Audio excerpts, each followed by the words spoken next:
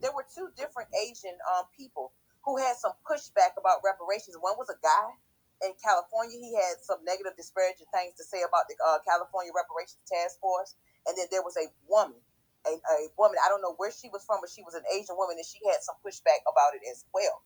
And I'm thinking about how even our own Congressional Coon Caucus, even though we don't fuck with them, how they were stopping so hard for this Asian hate crime bill. But when it's time to stomp for us, I don't see any of these people. I've never in my entire life seen any of these people come to stand in arms with us when it's time to push issues that directly affect us.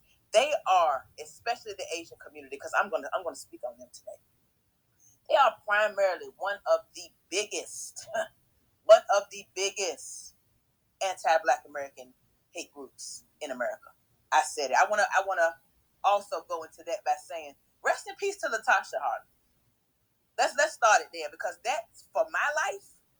That set the tone for my life. That sister's death, I was I was around. I may not have been in California, but I was around and I watched that shit in real time. That set the tone for my life. Not only that, with some of these different businesses that are in our community, I saw it. I've watched it play out. Not a single dime of any of these businesses, but I'm going to speak on them primarily because it's a great majority of them in our communities than anybody else. Or it could just be, based on where you live. I know where I live in the South, we don't have like a little China, a little Tokyo. We don't have any of those, but I do see the restaurants, the food restaurants. I do see the nail salons. I do see the beauty supply stores. I'm grateful that where I live, probably close to 10 years now, I've started to see a whole lot of our Black American sisters. I live around primarily Black Americans, so I'm still surrounded by a lot of us. I'm starting to see a lot of our sisters with their own nail salons, and we're patronizing those nail salons, and we're supporting those sisters, and we're giving them our money when the pandemic hit and all of these businesses closed down. Especially with the nail salons and the beauty supply stores, I personally went out of my way to find out every sister from around my way that owned a nail salon or that did nails, and I put the information out there like, hey, such and such finna do your nails and do your pedicure out the crib. You need to go on fuck with her, and you need to tip her. I made it my business to do that because I felt like that for us should have been the perfect time to starve their asses out so that their fucking businesses would have been shut down to the point of no return. Like you said, this is going to be an uphill battle, but me personally, it's going on almost 10 years now. I don't fuck with them. I don't eat their food. I don't shop at their stores. None of that shit. And I try to make it my business to make everybody else fall in line and do the same. Because these people who are quote unquote so-called the model minority, who are honorary whites, as we like to speak, they have a strong hatred and a strong disdain for us, and they're very disrespectful towards us, and they have this, I don't know, this arrogance about them when it comes to us. But we can easily, that's an easy fix. All we got to do is stay the fuck about their businesses. Drown their ass up out and watch how fast them businesses evaporate about your community. We are keeping them in business. They not setting up no businesses in these white folks' neighborhoods. They not doing this shit. I'm trying to tell you what I know. They not doing that shit. We can get them the fuck up out of our communities. All we got to do is just stop going in there, stop spending money with them. Let them feel that hurt. The same way that they did in LA back in 91 and 92, we need to be on that same fucking type of time no matter where the hell we at. Because I'm tired of seeing this shit on the news, and I'm tired of seeing people, our elders especially, being beat on and neglected, all because they didn't like the way that their nails was done. Or they got these young sisters stripping them down to their underwear because they think they in there fucking still. I don't like stuff like that. And we have the power to change that shit. And I want us to get in the habit of letting people know that if you cannot respect me, not even just as a Black person, but as a human being, when I walk in your store and you don't acknowledge me, as soon as you walk into that establishment, family, and they don't acknowledge you, you walk your ass right the fuck back out. Because obviously they don't want to see you, so they don't want to see your money either. We got to be on that type of time, and there's nothing wrong with it. There's nothing arrogant about it. It is what it is. If you cannot acknowledge me, then you will not acknowledge that nail dollar in my pocket or that nail fucking dime on this fucking credit card or this debit card. It has to be like that. Make them feel it. Make them fucking respect you. Because as long as you let them know that they can disrespect you and still get your money, they're going to continue to disrespect you. It shouldn't be no reason why somebody's getting mistreated in one of their establishments and they're not apologizing for it. They putting the fucking law on people. But the very next day, we done got the line wrapped around their store two times longer than what it was the day before. It shouldn't have to work like that. We got to let these motherfuckers feel it. When y'all disrespect us, there should be consequences for disrespecting us. And I want us to get into it and unpack it tonight. We're going to have a conversation tonight. I'm going to find these clips, though. But, Brother Bobo, go ahead. It's on you. Thank you, sister. Before you go ahead, Bobo, that's how you do a damn introduction. Now, that's how you come into a damn space. This sister went ahead and she unpacked, she unraveled. That's what I'm talking about. Peace to everybody, Secure the Tribe, any freedmen, FBA, B1, Indigenous, FBA, everybody. Peace to everybody that's in the spot tonight. This sister came in and she unpacked it. And you're right. As soon as you come in the store, it used to be back in the day when I was, because I came up in the 90s. Hurry up and buy. And we sitting up here. And the thing about it is that anytime I've seen nationwide, I've seen when black women open up hair stores, within one day they selling like $50,000. They making a profit. That goes to show you that you don't need these people here, man. You can go ahead and create your own story. We got to get the sisters taking back this business. This is a multi-billion-dollar business that they done just handed over to the Koreans and the Chinese and whatnot. Like you say, leave that damn cat and dog alone. I used to love eating the shrimp fried rice. I ain't ate at a Chinese restaurant since the damn pandemic. When all that stuff with George Floyd went down, I've been left them alone. I was like, no, I can't do it. Like, I try to tell everybody in my family, they tell me, we're going to get some Chinese food. I'm like, well, you go ahead and count me out. I'm not finna give them my hard-earned dollars. They can't stand us. They sit up there and they've been crying to all these Ivy League schools talking about how affirmative action was unfair, how affirmative action has did them and did this and kept them from prospering and this and that it's unfair that blacks have all these quotas and whatnot. Oh, no, the hell with that. You done profited off of black people from the time of Frederick Douglass in this country. When they had the Chinese Inclusion Acts and whatnot, black people been caping for them. And for what?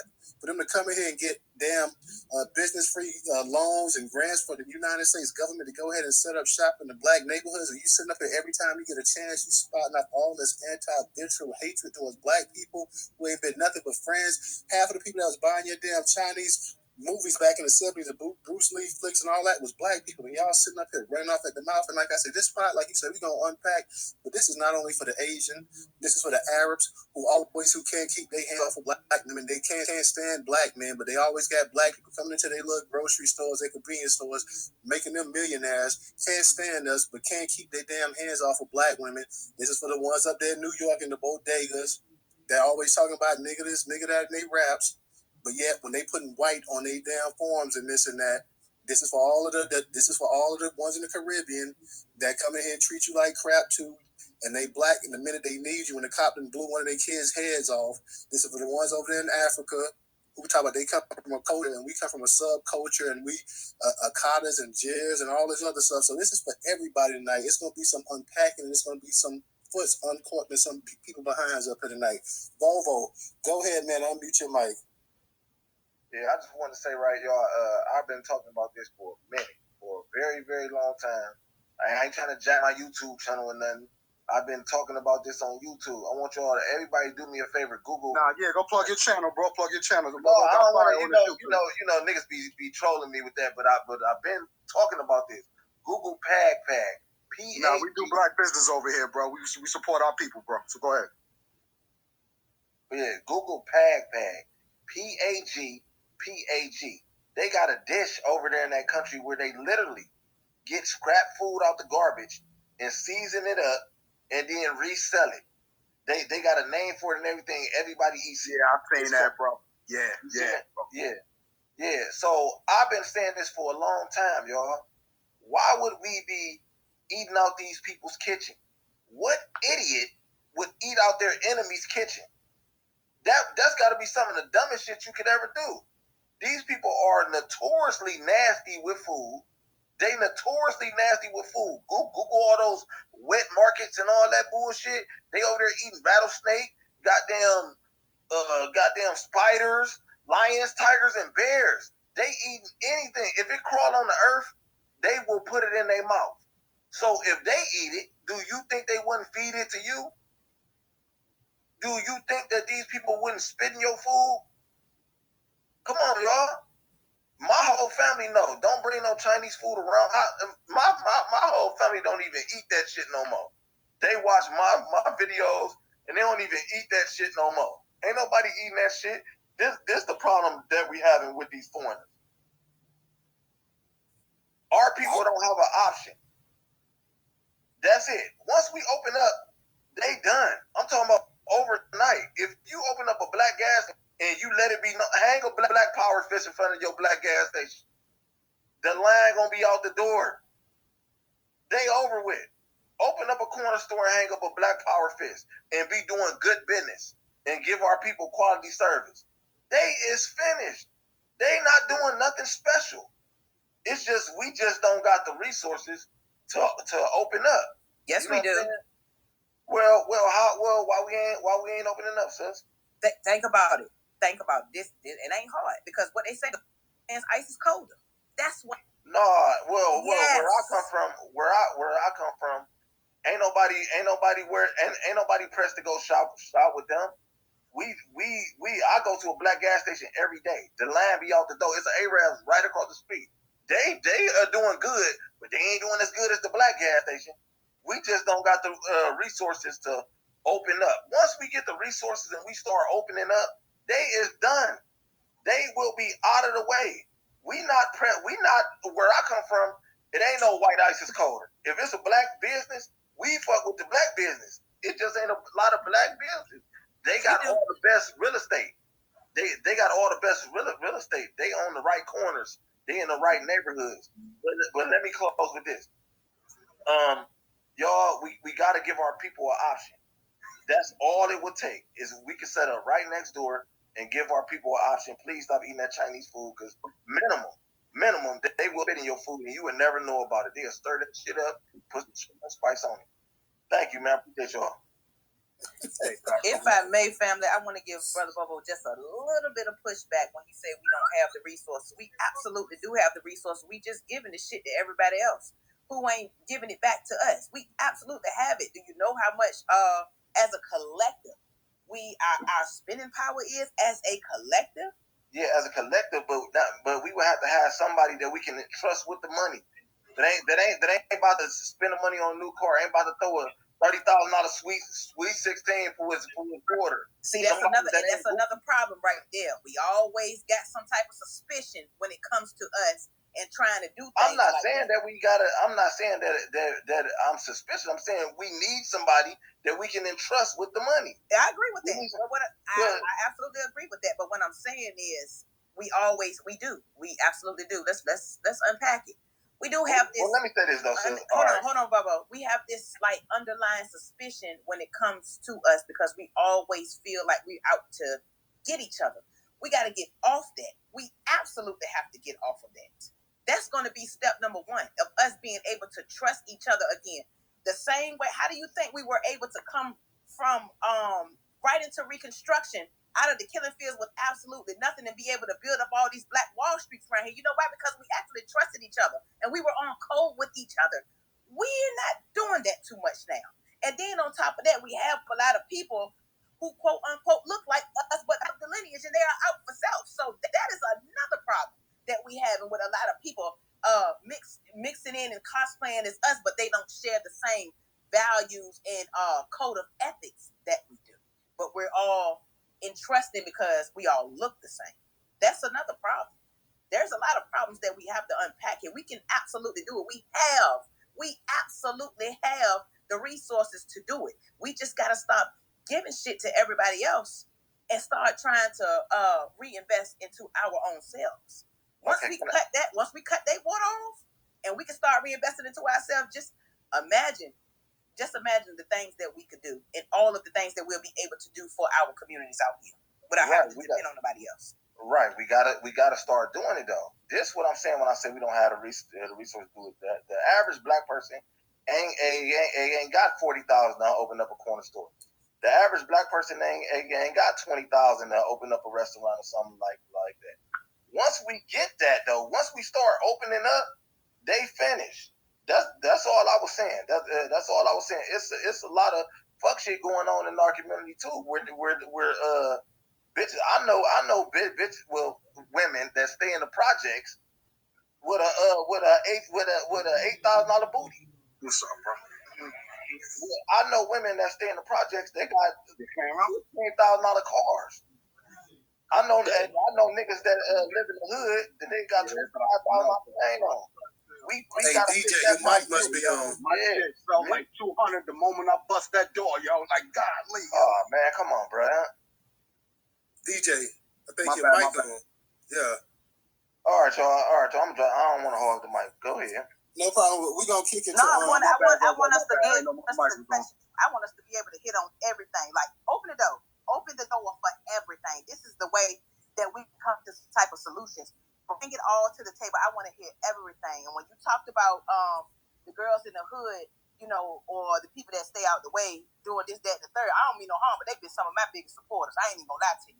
It's them uppity Negroes. Them uppity Negroes that up and leave the community and feel like we are, you know, they look down on those who don't get the opportunities that they get, or the ones that get these Ivy League degrees and feel like, well, I've done it, you can do it too, and they don't feel like we're worthy enough of them coming back and reinvesting. I'm gonna be honest with you, the Dope Boys have been some of my biggest fucking supporters. I'm gonna be honest with you. They out here the ones that sponsoring all these daggone football camps and all of these different programs for these kids out here. It's not these uppity Negroes with all of these degrees and all of these accolades from these PWIs and these Ivy League institutions. It's goddamn Tyrone, Trey, and Keisha and them that's been our biggest supporters. No doubt. Before because we're gonna kick it to we're gonna go to Free R. Kelly. We're gonna go to Gabriel. We're gonna go to Ray, Giselle, and DJ. Before, let me just say this right here, Vovo. I get what you're saying, and I get as individuals we may not have the money, but like Dr. Claude Anderson's been saying for I don't know how long, group economics, man. As the Nation of Islam has practiced group economics, as Noble Drew Ali and the rest of them say, man, we can go ahead, we can do this stuff, but we can't do it by ourselves. The way the system has screwed us, we're not going to be able to do it by ourselves. And KP made a great point that every time we talk about it, it's like we already done committed failure because the first thing out of our mouth, well, we can't trust them. This has been putting our minds in slavery. I never said that though, bro. Like, but no, but I said we gotta find someone that we can trust. That's true. That's what any business. I feel you. What I'm saying though, it can be done. But one thing that we have not done as a people, we have not practiced group economics since the very end of slavery. I think it's about time now. If we're gonna compete with the way prices are gonna soar up, the way we're being gentrified out of our communities and everything, the only way we're gonna be able to compete on a large scale with these people is gonna be have to pull our money together. And I've been saying that for the longest, man. You get 3, 4, 5,000 of us. We don't need 5 million. We don't need 50,000. We don't need 100,000. If you get 5,000 people in one area, and now we're online and everything else, if we get people that can be trusted to go ahead and to contribute a monthly amount of maybe $50 to $100, man, you'd be amazed at what we could do with that and what we can invest, the land we can do, the property and the businesses and stuff we can start. But we have to start somewhere, man. And if we keep saying that we can't do it, you're right. Once we got it done, once we get it, and you throw that Black Fist sign up, I mean, they're going to be packing up camp. It's going to be over with. It's going to be over. Like I say, these black women, when they open up a hair salon, a hair business, hair care business, beauty products, within the first week, they making $50,000. They just tearing it up because you got people ready to support them. That's what we're going to do. If we're going to survive and we're going to make it as a people, we have to depend on ourselves. What up? How y'all doing? Everything what good? Up? Working hard, sis. Everything good? Come on, bro. Come on, bro. Hey, your mic on, man. Gang going on. Come on, DJ. DJ, your mic is hot. Your mic on. Yeah, I just want to go ahead and thank Miss Giselle and thank DJ for their contribution on Cash App. Let me go ahead and kick it to because we got a bunch of people coming in. They want to go ahead and speak, and I don't blame God. I'm outside. When I'm outside, I get 1,000 loves, man. So my bad. But just real quick though, just what Sister KD said, I agree with her 100%. The moment you tell somebody else, you know, the people from the hood gonna rock with the joint. It's the uppity Negroes that don't want to hire our own people and support our own people. So I also agree and hear you too, Brother Bobo, but up here in Jersey, where I'm at, this is central, bro. You know what I'm saying? So even though you do got... Y'all miss what I said when I said that, though. Y'all miss what I said when I said that. But go ahead, y'all. Y'all really miss, it really went over y'all head. No, it's not, bro, because here's what you got to understand. No, it didn't go over our head, bro. I mean, I understand what you said. You got to have somebody that's loyal, that you can trust to handle finances. I know chicks in the project. Hold up a minute, y'all. Listen to what Sister Katie said again. The white ice is colder. I've been self-employed for the last 12 years. Just listen real quick so I can land my plane and let somebody else go, man. Just listen real quick. The white ice is colder. That fucking saying is true. So even though we do got black businesses out here, our own people don't support this shit. We could have the same food, bootleg DVD. That's what I do. You know what I'm saying? Niggas will go to the fucking white man quick as hell, bro. Knowing damn well we got the better quality product. Why? Because niggas don't want niggas having anything. You saw the belly shit. Oh, we about to hate on these niggas. We're going to get them up out of here with my banana. You know what I'm saying? Go ahead, somebody.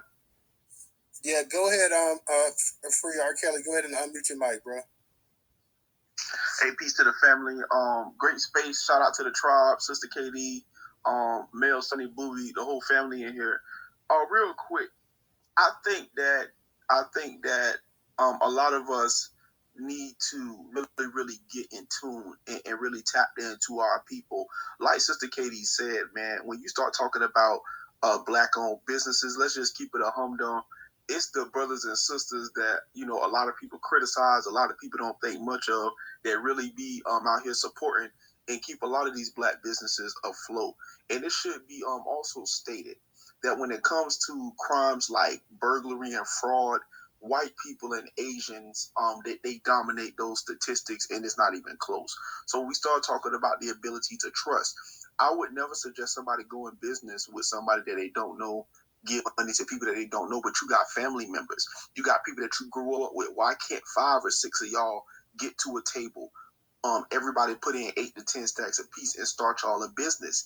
You know, we got to get away from this boogeyman mentality when it comes to black people, because guess what? If everything we've ever gotten in this country, we've gotten it for ourselves. White people have never given us anything. They're the ones that can't be trusted. Asians have never given us anything.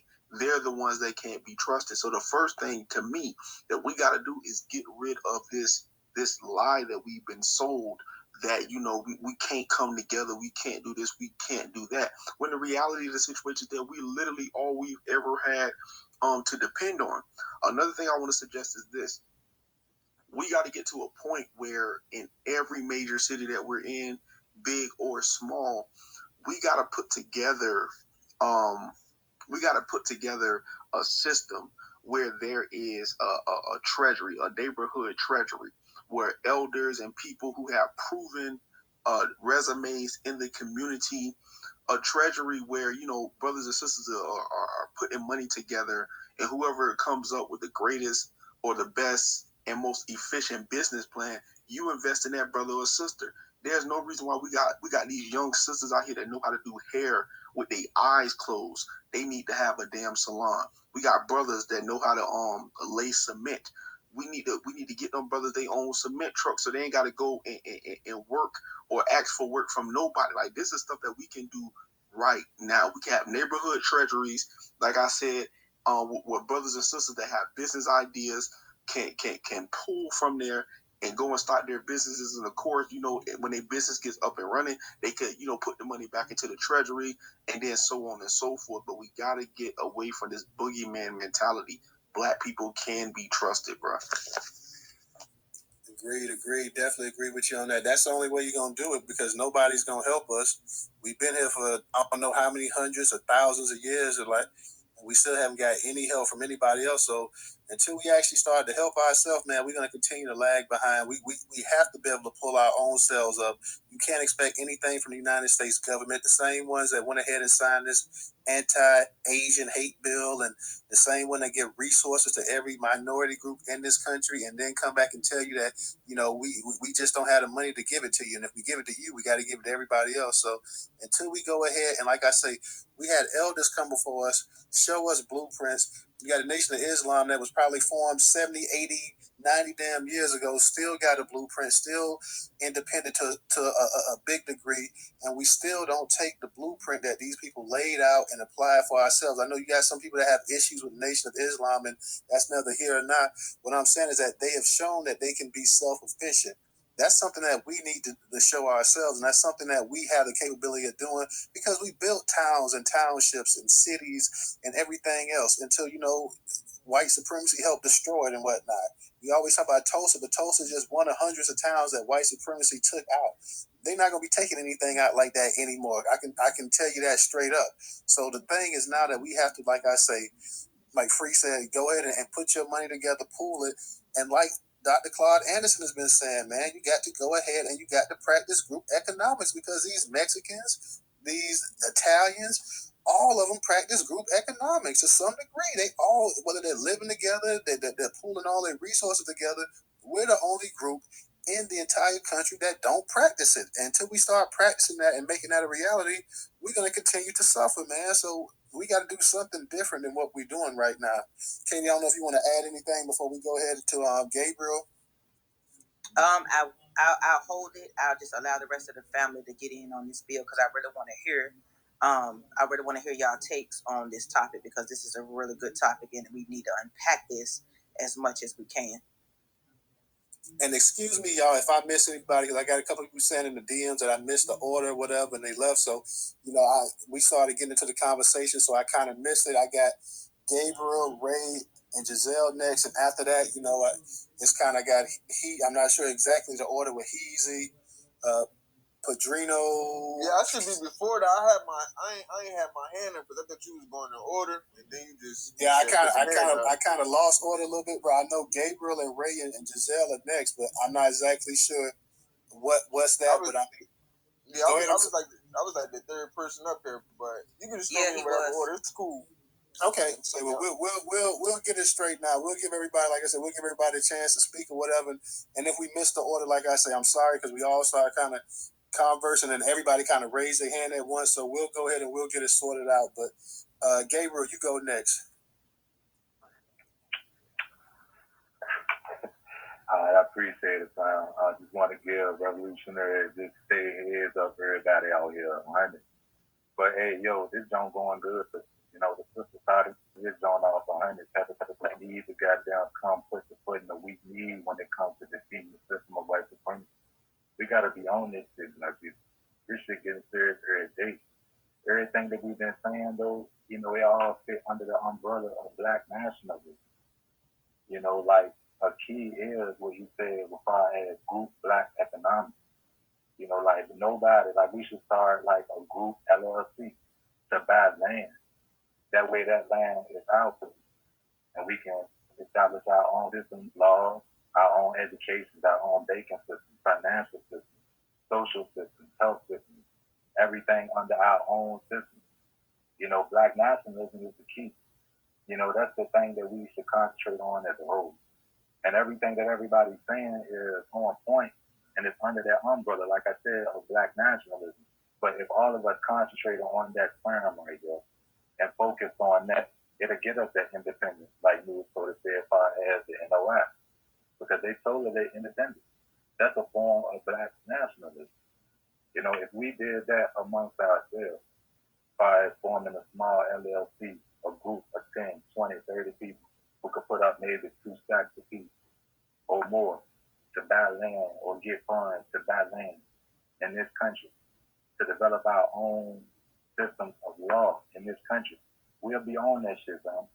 I'm telling you, because again, everything that everybody is saying is under this umbrella of black nationalism. We got to remember, Malcolm X, he was the one who died, was assassinated for what he believed in.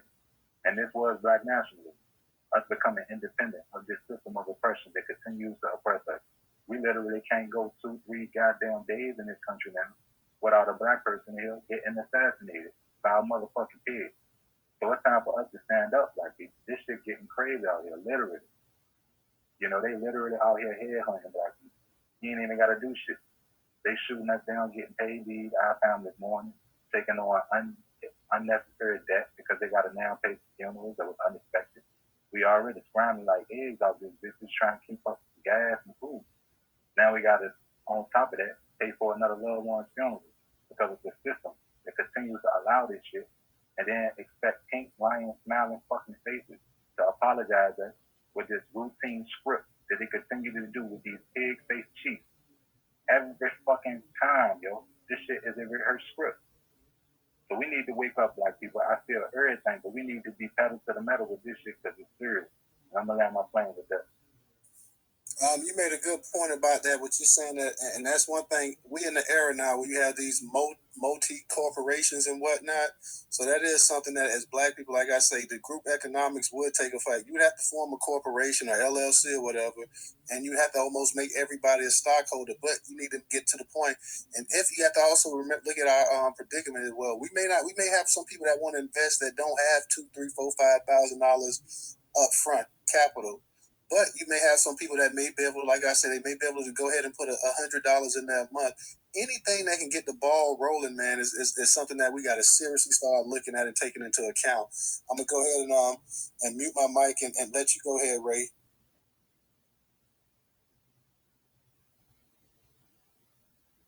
You there, Ray? Yeah, peace to the family. What's going on?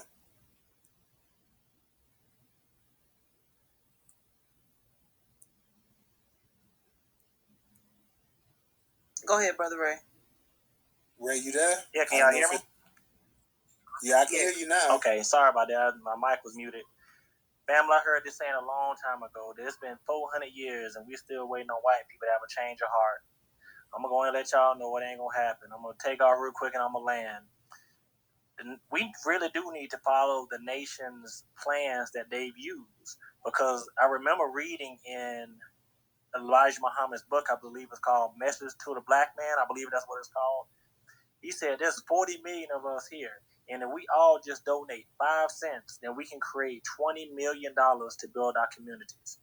5 cents. So people say that we don't have the resources. We do. We just choose to spend it on foolish things. But we can't ever say we don't have the money. Family, we can do it. We just need to, like you said, find someone who we can trust. And since the nation's been here for 80, 90 years, wouldn't that be a great place for us to start and ask them, hey, what did y'all do? Who are y'all giving y'all money to? That's just common sense what I would do. I land my plane. Appreciate that. Hey, real quick, brother Newstoter, I just want to make this statement. If there's no money in the hood, then why the fuck is everybody coming here? The Asians is not finna come to a desert. The Italians is not finna come to a desert. Like, we get told that, we don't have resources, but family, if there's no money in the hood, if there's no resources, if the real estate is not good, why is everybody coming here? Understand, we are the resource. We are the property value. Wherever we at, that's where people want to be. Stop believing these lies like one of the biggest lies is that crime, quote unquote, brings down the property value. I've seen white people move into the most dangerous neighborhoods. I've seen Asians move to the most dangerous neighborhoods and build fortunes for their damn self. Stop believing these fucking lies. Oh, I mean, I'm in agreement with you, man. That's one reason, because immigrants know that if you go ahead and you put a business in the black community, they're going to instantly become millionaires. So that's always been the goal. If we scratching off a lottery ticket or playing the lottery, all I got to do is get me a business next to these Negroes, and I'm going to come up. Like, so why do you think you see all the Arabs and the Koreans and the Latinos and the Asians and all the rest of them? Let's not forget white people as well, too, because even though they own it, that's the main reason that they all keep trying to put businesses up in the black neighborhoods and don't want you to have one, because they know, like, hey, we'll instantly become richer. So that's the main thing right there. So I'm in total agreement with you. I've always known that. Like, yeah, like, hey, as long as we can put a business up here, that's why we got down here in Florida. There's so many Arab stores in these black neighborhoods and whatnot that hey, they already know. And them Arabs make sure they keep a black woman in there as a cashier in there because they, like I said, they love black women as well. So, of course, that's another story for another time. But Padrino, I'm gonna go Padrino, then I'm gonna go to Heezy, and then Miss Giselle. So Padrino, go ahead and unmute your mic. That's a bet. Peace to the room. Peace and reparations, family. First off, this is a great topic. I just gotta take my hat off to you. I got the fitter on, so let me tip my fitter off to you. You know what I'm saying? It's a great room, by the way. But I was actually just talking about this. This is we doing Concerned Black American Citizens. We're actually doing a Zoom call on this. We do our monthly meetings. We're doing a monthly meeting on AAPI, the effect of AAPI Hispanic businesses in the effect of AAPI and Hispanics on black-owned businesses. So I'm glad you're on it because we could just get to the nitty-gritty of it, right? When you start looking at the Chinese, for example, the Chinese in my city, they got the Chinese Development Corporation. And what happens is, I don't know if a lot of us know about CDCs. They got this thing called Community Development Corporations. The Community Development Corporation, they'll be in cahoots with the municipal or the state government, and they'll be getting $10 million, $15 million to build infrastructure in that area in which they sectioned off, right? So each community development corporation, they have like a radius, they have an area. See, but the Chinese, they get it whereas they got the whole Chinatown. You see what I'm saying? So they got the whole Chinatown, and that whole district is where all of the businesses go. So I'm gonna break this down to you. So the government will get them $10 million, $15 million. Each person that's Chinese can go there and say, "Let me get $250,000 to open up a business." They'll go straight to the Chinese Development Corporation. Once you go there, you get the business, and then you can open up a business anywhere in the community, anywhere, not just in that downtown Chinatown area, but just anywhere in the city. They give you the $250,000 to $500,000. So that's how we see this influx of businesses. They go to these various stakeholders. These stakeholders get money from the government, and the money that they get in the bread that they're getting is coming from these quote unquote minority, these BIPOC, these different various, these ambiguous terminologies in which Dr. Claude Anderson always referenced. They're getting their money from those portals, and we're not getting those monies. Why are we not getting those monies? It's not the fact that we're not educated. It's not the fact that we can't do X, Y, and Z. It's the fact that the labor of immigrants historically has always been designed by the white man. They've always wanted to utilize immigrants to basically for us to purchase from. So we're consumer based, and then the immigrants, they can monopolize off of the capital. That's the model minority myth. So it's kind of, we're seeing that full surface, but really to just land a plane on this, the Arab gas stations, the Chinese, and the poppy stores, that's what we call them in Philly, bodegas. We can get rid of all of those easily. We just got to be able to we're going to do it ourselves, of course, and we're going to have some hustlers that's going to do it themselves. We got that, but we really got to we got to start running down on the government and getting these people out of our community. Because if we look at the governments, they getting contracts from the government specifically to be in our neighborhood. Like, that's the thing that's like so mind-boggling. You can get $1 million to open up a hair shop in the hood. We can't get $1 million for that. How? Who said how? Vovo? So look, yeah. What they'll do is this, right? It depends what country you're coming from, and it depends who you are. But just say if you're a gas station, right?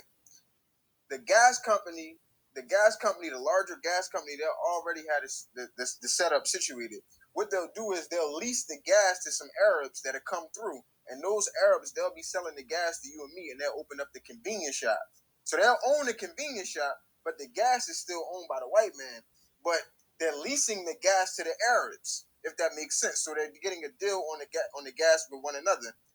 And now the Arabs is owning the convenience shop. So all of those gas stations that you see in the cities, the Arabs, they own them for a reason because the white man put them there purposely. The white man ain't gonna work it themselves, so they do a business relationship with them. You just seen Joe Biden. He just went to Saudi Arabia. He just bowed down to the prince. That's for more gas, but that's going to bring in what? More immigrants, more Muslim immigrants from these countries. So it's all like a part of their plot. Same thing with the Chinese and the Koreans. They come over here part of the whole plot. You got all of these Chinese farms and shit like that. You don't know that they Chinese farms, but you got Chinese businessmen opening up all of these farms. And then when you go look at the amount of money that Asian farmers is getting, why are Asian farmers getting money and we not getting money? So it's kind of like they got it set up in these ploys, but it's so hidden, whereas you got to peel back like 10 layers to see it. But it's always under minority, BIPOC, or like everybody can get the money, and then you start to see how they monopolize it. That's all. Appreciate that, brother. I want to say this right here. Tomorrow we're gonna hold a space on, and we were gonna do it tonight. KD was gonna co-host tonight with me on having a town hall about defund the police and ending qualified immunity. But when this Asian woman came up with this idea, I reached back to the sister and I asked her, would she mind if I changed the topic of the discussion tonight? And she was down for it. She was definitely down for it. So I appreciate her. Her definitely not minding that the topic actually changed at the last minute. So thank you that much, Katie. But I definitely tomorrow night I want to discuss. Anybody that gets a chance, I want to go ahead and discuss about what's going on here because if any of you guys don't know that Newstoter.com is the largest curator of black news today, and almost every other day, I'm reporting that some black person got their head blown off, then got the brakes beat off of them. Early in 2020, when the George Floyd thing came out, defund the police was a big thing, ending the qualified immunity. Now the Democrats are totally quiet about it. Nobody talks about it. Nobody speaks about it. They talk about it's a losing issue. They ran away from that topic. So tomorrow we want to go ahead and we want to talk about that. We want to have a town hall where people can voice their concerns, their opinion, because right now it is like the violence that the police violence towards black people are just getting out of hand. So that's not the sway the topic. Just to let everybody know that we will be holding a town hall tomorrow. We definitely want to have that. Have some serious issues coming up, and like I say, you got pregnant women getting killed, pregnant women getting the crap beat out of them. You got kids being stumped by police officers and everything else, and the national media is quiet. Black Democrats don't want to talk about it because they talk about that's going to hurt their chances at election and re-electing and everything else. So definitely we're going to be holding a town hall on that. So anybody that wants to reach out to me about being a speaker, you can DM me. Anybody that wants to co-host, DJ's normally my co-host, but if anybody wants to co-host and do that to me do the program with us tomorrow, please go ahead and DM me. Like I said, this is a very serious issue. Definitely want to have a town hall. Definitely want to hear everybody's opinion and voices on that. So not to go ahead and sway the topic, anything like that. We're going to get back on track here, and I believe that it's either Giselle or Heezy. Katie, you know which one's next, Giselle or Heezy? I think it was Sister Giselle. She had dropped down and she had to come back up. So it was Sister Giselle. Okay. Go ahead, Sister Giselle. Yes. I'm sorry, I'm taking my money to the market. You know how that is. Now, I really appreciate these conversations. I wanted to say, bootlegging, I know we were talking about that. Bootlegging is such a white thing, but they put the label on us. So I think us just recognizing that we're the greatest first can reverse all of that consumerism to like white businesses and all of that. Because honestly, it's not until we put our hands on it that it becomes shit. Even with them little crowd things that people walking around in, until we bedazzled them joints, and until Kanye came out with them little Yeezys, and we made it pop, it didn't look right. They wasn't getting sales. It was us that do all of that. And we actually create the style that people are attracted to, and they copy. So that we need to call out. Because, and then the second bootlegger is these agents. Every single thing, we got to watch this hand. Because they were watching us last year. They see us. They know that we're getting close to the reparations. And these bastards went out in February of last year, did 2 documentaries. Look at Juju Chang. She's the one that was the corporate behind it with ABC on the station that she worked for, talking about we are their white supremacists. It's a reason why they did that and then shut up about stuff. And then keep coming up with all these fake, bogus stories. So I'm glad we're calling out the people that's doing the stuff to them. It's not Black American. Because I think they were trying to build the case to basically cipher out our money from our reparations. The Asians have learned the white man's game. And these white men, I know they're not happy about that. The powers that be are not happy that these Asians have figured them out. So we have to watch that, keep calling that out. I wanted to say that, and as far as Black businesses, absolutely. We need to maintain our barbershops because, as you can see, they're trying to come in with that Walmart brand or that big box shop barbershops. Black men, y'all don't only. Let me give it to y'all. Let me give you your flowers now. You got. You that sister? I think we may have lost. She still love Miss Giselle? Yeah, she there. She just be falling in the matrix. Give it a second. Okay, I know the sister was there. She was cooking. I hope she can get back on. Y'all the most consistent with who deal with your hair. So big up to you guys. Hey, sis, you fell out for a second. Whoever had what we needed, at that time. Hey, sis, you fell out for a second, Giselle. You gotta go back like maybe 15 seconds. Opening up our own stores. Yeah. These agents you might think be in the they're matrix. doing something. Huh? You went out for a second for about 15 seconds or so. You want to kind of go back a little bit if you can? Oh, yeah. Where did I stop at? I'm so sorry, guys. Don't worry. I'm not exactly sure. But the barbershop. You started at the barbershops and how the Asians copying what the white folks do, so the white folks mad now. But the brothers, the Black barber brothers got to step it up. You know what I mean? Gotcha. Yes, but Black men, you guys have been the most consistent. Y'all stay going to the same barbers. If it's not there, you'll go to another Black one. If you notice, don't go to these little. I'm noticing Dominicans are trying to buy up the beauty hair salons because I think they're being positioned to take over certain areas of our hair industry. And the Dominicans, because they can talk a little Blackish and they dress a little Blackish and get little BBLs, so they can kind of blend in, but they really don't rock with us. And plus, our complexion. A lot of them do not rock with us. So, and we don't know the products that they're putting on our hair. Find out some of the stuff that they're giving us is making our hair come off. I've never seen this level of alopecia since before Madam C.J. Walker. When we had issues with Black hair and growth and things like that. So our sisters who can go up in the lab and start, recreating, we had what was called, here in Baltimore, I don't know if they had it everywhere else, we had Glover's mange. It was like eggs and some other stuff. And when I tell you all of our hair was down our back, it stunk like crazy. That Glover's mange had you right. And that's what we need to get back to, the kitchen hair products. Another thing that I wanted to talk to speak on was we are the largest group of consumerism, right? I cannot call you this. I'm so sorry. I'm sorry, y'all. I'm messing up names. I'm used to people regular names, but we cannot be their consistent consumers anymore. If it means taking that extra to do so. One thing, I will go to a damn Walmart before I go to an Asian store. I'd rather, even though we shouldn't even be going there, I would rather burn out their store than to give them my money. I think if we need to figure out a way, just drive past that store and go to the other box store who's suppressing everybody's community, and then we can get back to the basics once we run these agents out. I wanted to say, also, we can also patronize Black businesses just starting tonight. It was like 85 people or so in this room. If everybody pays $5 a piece, that's $450 going to Newstoter so he can get his stuff wrapped off. I started off, I gave my $5, and I think we should keep, like, $5 don't hurt nobody. I'm sure you're going to pay that on tax or on something these days. So I just wanted to throw that in there. As far as the government contracts here in Baltimore, they actually was caught shipping Black business owners for the contracts. So we have to be in these spaces. I think a lot of times we just listen and we just show up to sign up for stuff. We're not in the meeting spaces, and they have to announce it.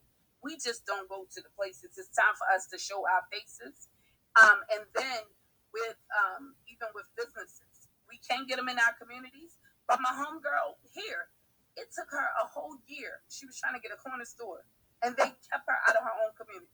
She met with and this is something that's happening everywhere that I'm finding out in our community. She just wanted to open a like a convenience store, But once we get these stores, guys, guess what happened? Purchasing the products become more expensive. You know, we getting audited for random shit. It's all of that stuff happens. People say, well, what about these black businesses? Look at what they did to the Turkey Hut. Type of crazy mess was that? They did that to them. And I want to say something else. Oh yeah, I already said all of that. I had to write my stuff down because y'all be rocking off in here, so I gotta keep up with my train of thought.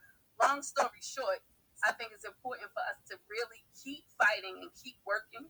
As for the meeting that Padrino was talking about, I stay in those meetings for the most part because that's how we rock. That's how we get a lot of work done in the streets.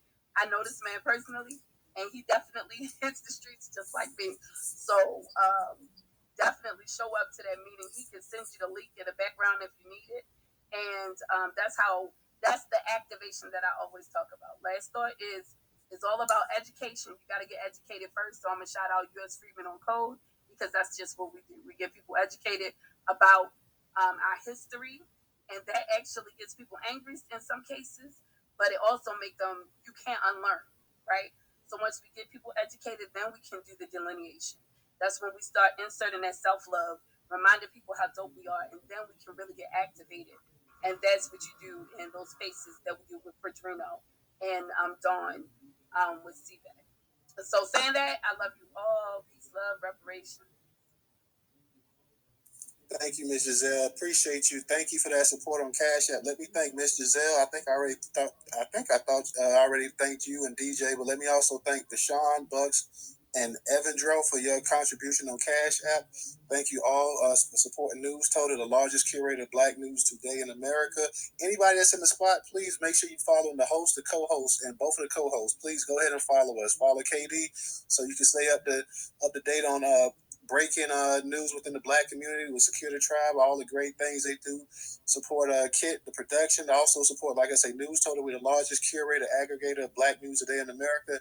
April, I see you in the spot too. So when you get a chance, if you want to speak today, I want you to go ahead and just, I know we're talking about the Minority Coalition and the boycott, but I want you to just to let everybody know about how they can get the genealogy and stuff. So if you get a chance, the speak or whatever, just go ahead and go over that. I know this weekend you're going to go and show us or whatever how to do it and whatnot. So if you get a chance tonight, that'll be fine if you want to come up and speak. If not, I understand or whatever. But definitely, if you get a chance, I've been on Discord and I don't know diddly what to do. So I'm going to definitely need you to go ahead and walk me through that and dummy it down as much as possible for me. So, because I am totally lost when I get on there. I'm not exactly sure what to do, but we definitely thank you for your support. She's trying to show everybody how you can go ahead and get that genealogy and go ahead and verify your family roots. So that's always a great thing to do. So who's next? Also, let me thank Chris for the contribution on Cash App as well. Katie, who we got next? Heezy, right? It was Brother Heezy, Talent, and then it's going to swing it back to Bobo. Okay. Heezy, go ahead and piggyback off of what Ms. Giselle just said real quick. So, if you got $5 to donate or more, then pump that out. But all we really need is $1. I've been self-employed for the last 12 years selling CDs and DVDs for $1 a piece. Just support the businesses. That's all y'all got to do, man. But go ahead, whoever's next, though. Thank y'all for letting me speak on your stage. Shout out to the room. Peace to the tribe. Much power to you. All power to you. Y'all need to understand something. I'm gonna need y'all. Not everybody in this room, Nazi speakers, of course, but I've noticed that a lot of our Black American brothers and sisters, they don't understand or really have the knowledge of the power of what they ancestors done for this country and who we are as a people. So I'm gonna need y'all to start practicing Black American chauvinism. That's what I'm gonna say. Understand this: that everybody in this country, whether it be white, Black, immigrant, non-immigrant, owes us a debt of gratitude that they will never be able to repay. And the only way they can get close to repaying is backing our reparations, backing our candidates, putting money on it, speaking out for it, shouting down their little punk ass brethren that like to speak against our reparations. That's the only way they can even come close to paying back the debt that they owe us. And I need y'all to own that, speak out about it. I got an action item though. Maybe we can start a hashtag and where people post their receipts of actually shopping at a Black business, right? And then when you come into these rooms, right, you show that receipt, you get to go to the front of the line if you want to speak, and you get to speak longer. You know what I'm saying? Let that be the currency of these spaces, in my opinion. And I'm going to close with this. R.I.P. Black America. Now, you can take it negative or positive. It could be rest in piss Black America, or it could be rest in power Black America. Depending on what we do, it's going to be rest in power Black America, because I feel like that's what we're working towards. But if we slack off and don't realize the predicament we're in, then it's going to be rest in peace Black America. I mean, rest in piss Black America. And I'll close with that. I hope you guys understood what I was saying. Well, I think we leave. Thank you for contributing to the conversation tonight. But I think we should definitely do this. That hashtag that says Cancel Minority Coalition, I think we should all start using that on Twitter here, just to let everybody know that we actually mean business. No more holding hands and no more sitting around the campfire and wishing for the best or whatever, wishing upon the star. It's time to go ahead and start putting this out there, and letting everybody know that we mean business. The Black Democrats can say what they want to go ahead and save face and be the donkey of their political party or whatever, but no, from here on out, this is going to every minority group out there in the United States of America. We're not here to be your mascot. We're not here to be the whipping boy for everybody to sit up here. You got this Asian chick up here trying to tell a lie, sitting up here saying that everybody pretty much has suffered the same atrocities in this country, which is just total nonsense. So we definitely not going to go ahead and hear all of that. So go ahead and let's start getting into that Cancel Minority Coalition. Let's let that be a hashtag that we use some as well. When we start, I can tell you, having to curate the news, there's many posts that I don't even put on Twitter because everything starts off as something black and brown. It's black and brown. It's people of color. It's minorities. It's all of this and that. And it's supposed to be from a damn black-owned website dedicated to black people, yet they have to make sure that they go ahead and include everybody, be super inclusive. So a lot of times, there's financial information, there's education information, there's news education that I don't even want to tweet out because I'm like, well, damn, I thought this was supposed to be about black people, but instead it's just using black people as a way of just passing this message on. So no, I'm not no more. Like, no, straight up, I can't even do it no more.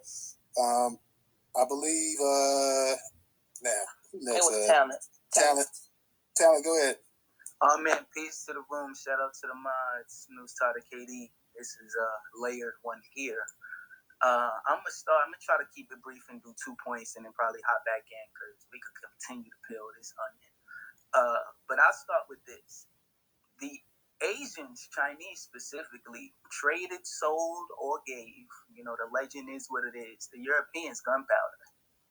And the Europeans took that gunpowder, put it in them one-shot muskets, or however they decided to figure whatever it is that they needed to do to kill the natives, American Indians, and they brought that shit over here and been slaughtering our ancestors. They went into Africa, slaughtering, some of our ancestors on that side since.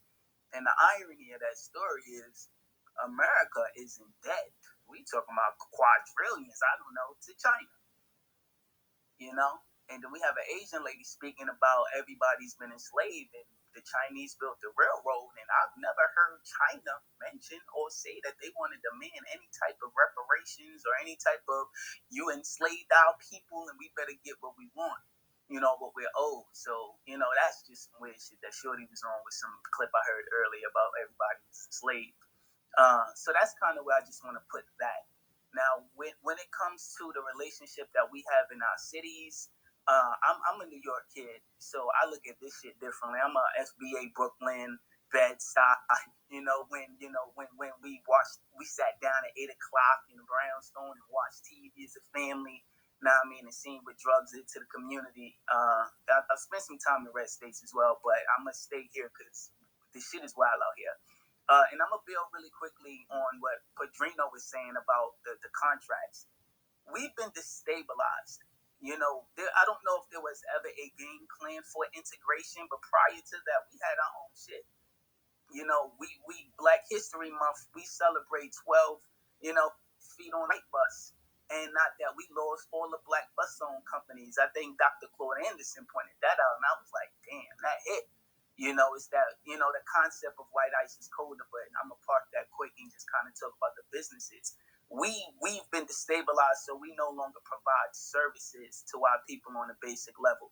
Every day we get up, we leave our neighborhoods to go work somewhere else, and it's not doing things that is going to benefit our people.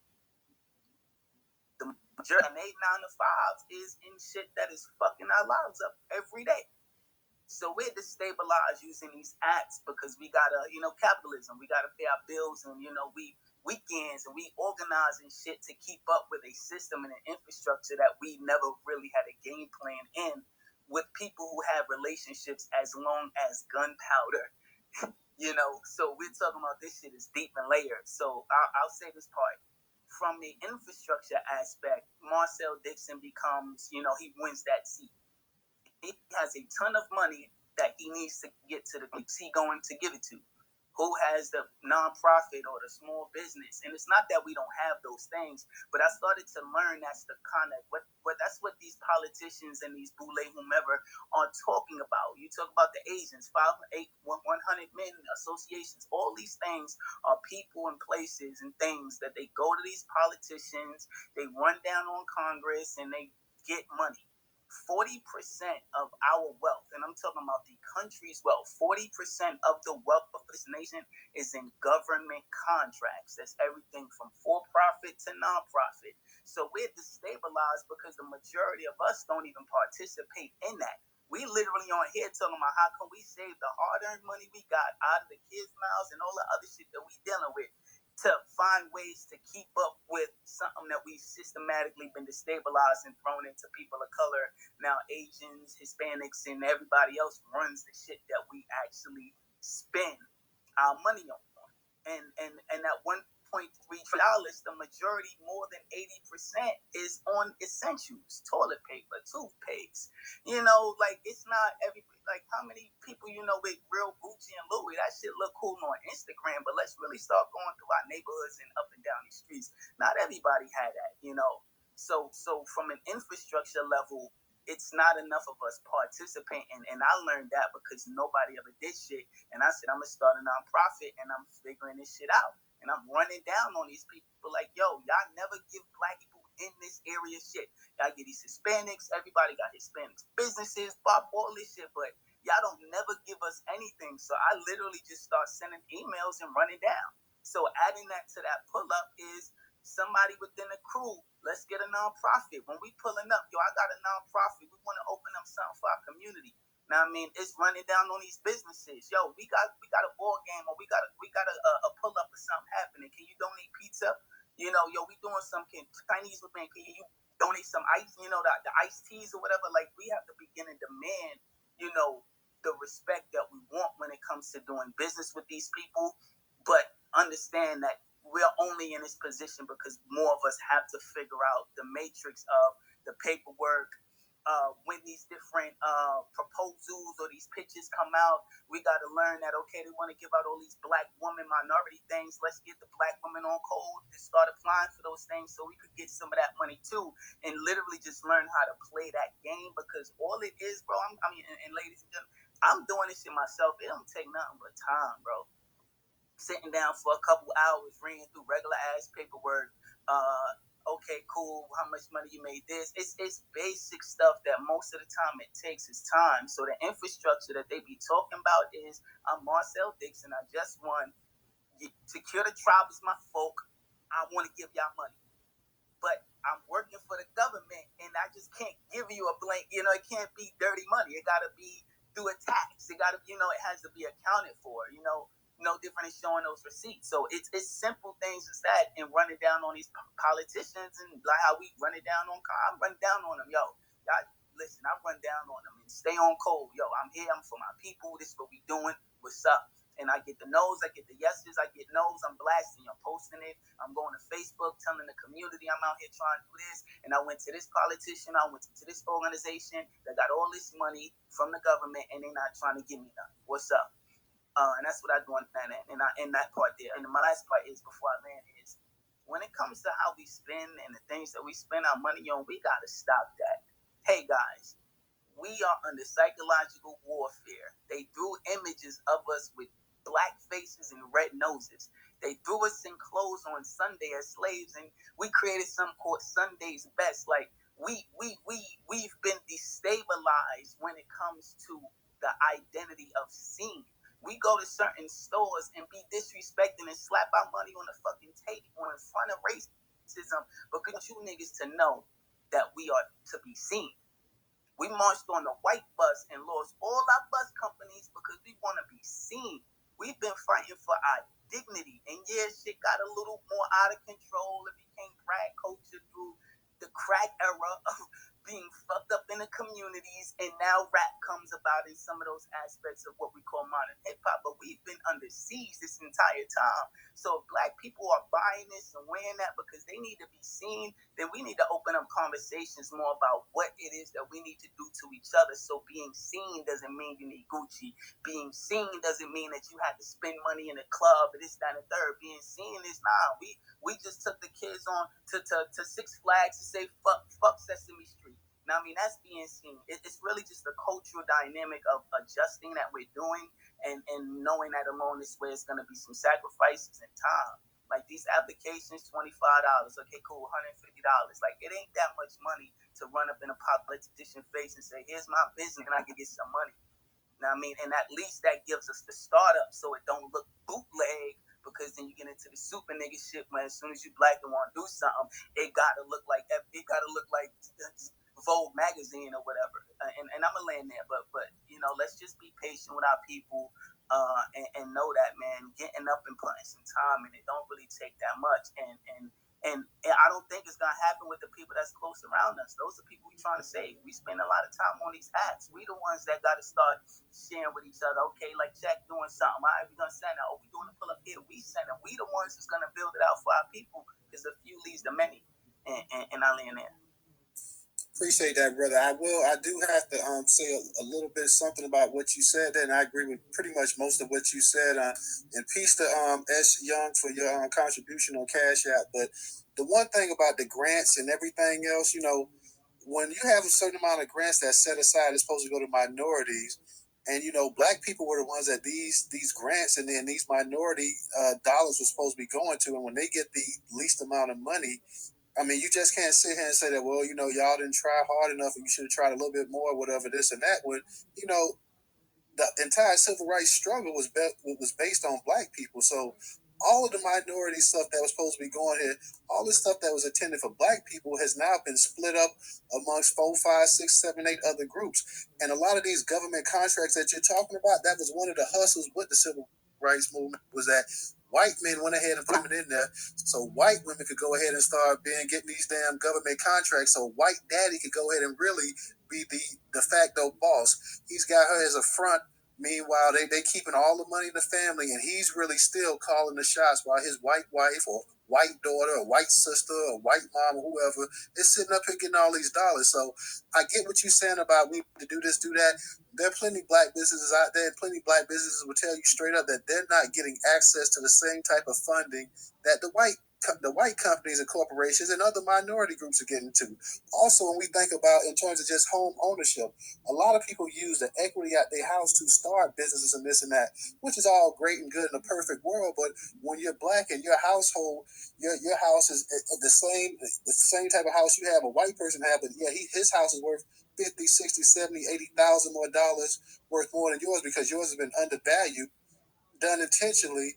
You know, you can't go out there and create the same type of business and have the same type of opportunities that this white person had because you've been redlined, you've been stabbed in the back by all these mortgage brokers and everything else, which is also part of a bigger plan.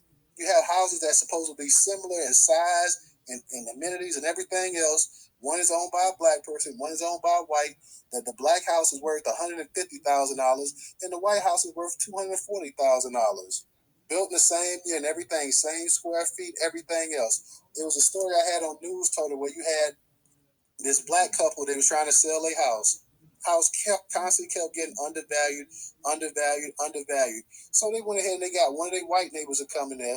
Had the white neighbor come in there. They take all their stuff out, put all the white neighbors' pictures and stuff on there, and boom, drastically the value of the house went up. almost 2 times what it was actually they was actually being offered.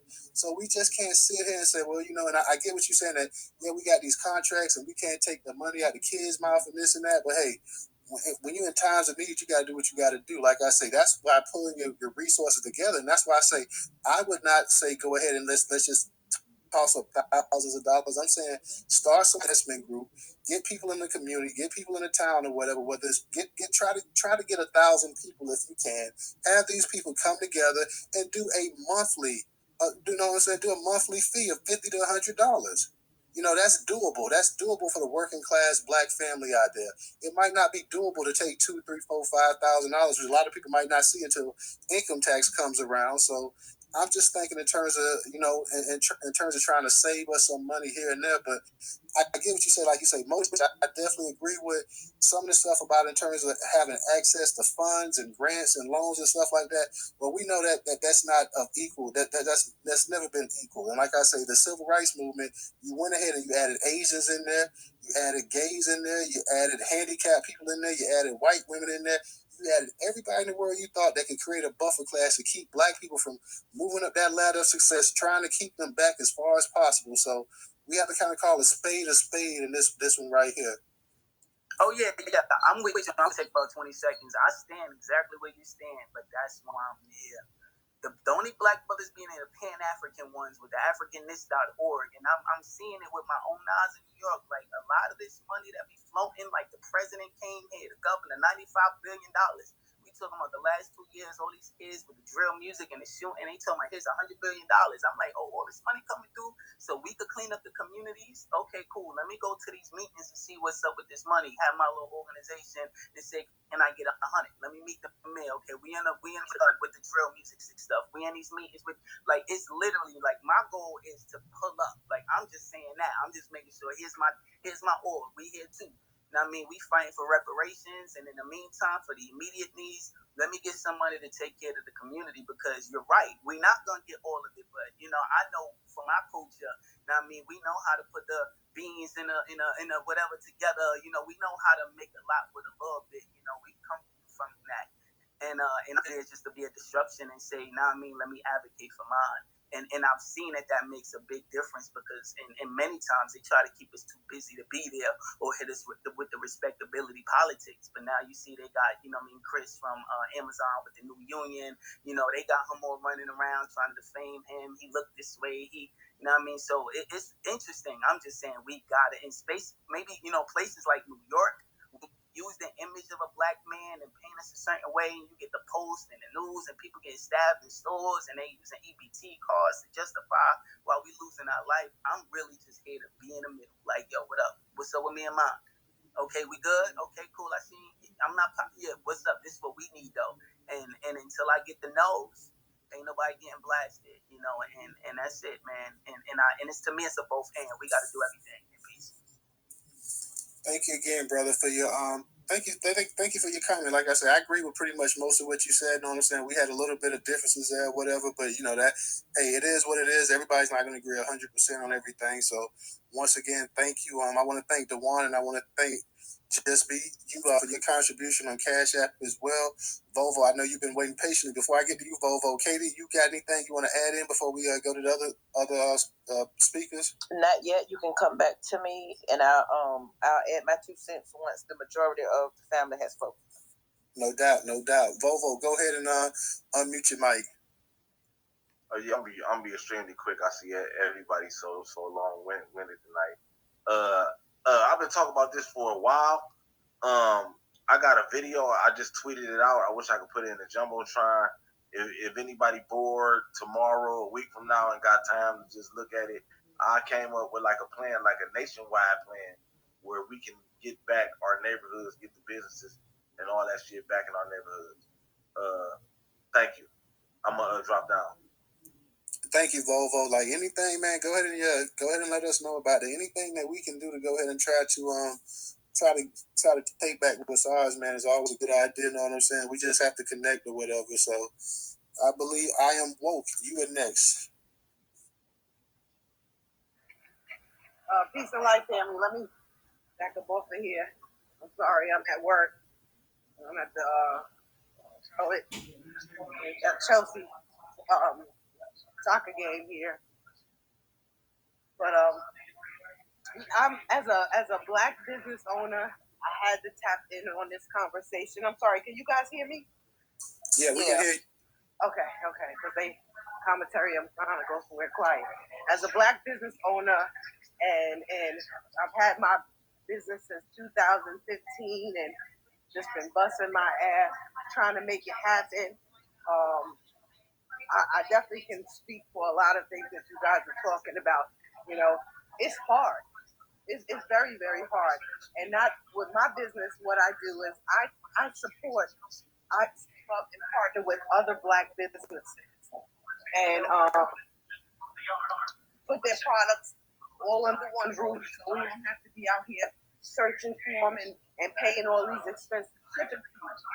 And just to make it more convenient and everything else, even offering delivery service in the Charlotte area as well. And I ain't gonna lie to you guys right now. I'm literally about to shut it down. You know, because the support and that I need to maintain, and this was all for me, is not about making the money. This is trying to contribute to our group economics, trying to help these black businesses keep their doors open, trying to help them feed their families, trying to help them hire us, because we have the highest unemployment rate over even the country's unemployment rate. So everything that my business does intentionally contributes to us economically. And it's what's so fucked up about it is that I can't even get the support. I can't even get the help. You know, even I went and had a brother help me out, got a PPP loan, went in, opened the whole storefront, spent the whole thing laced out, made it so our people can come in and do events and everything else, brother. You know, we've closed in 6 months because I couldn't get the support to help deal with the racist neighbors that I had around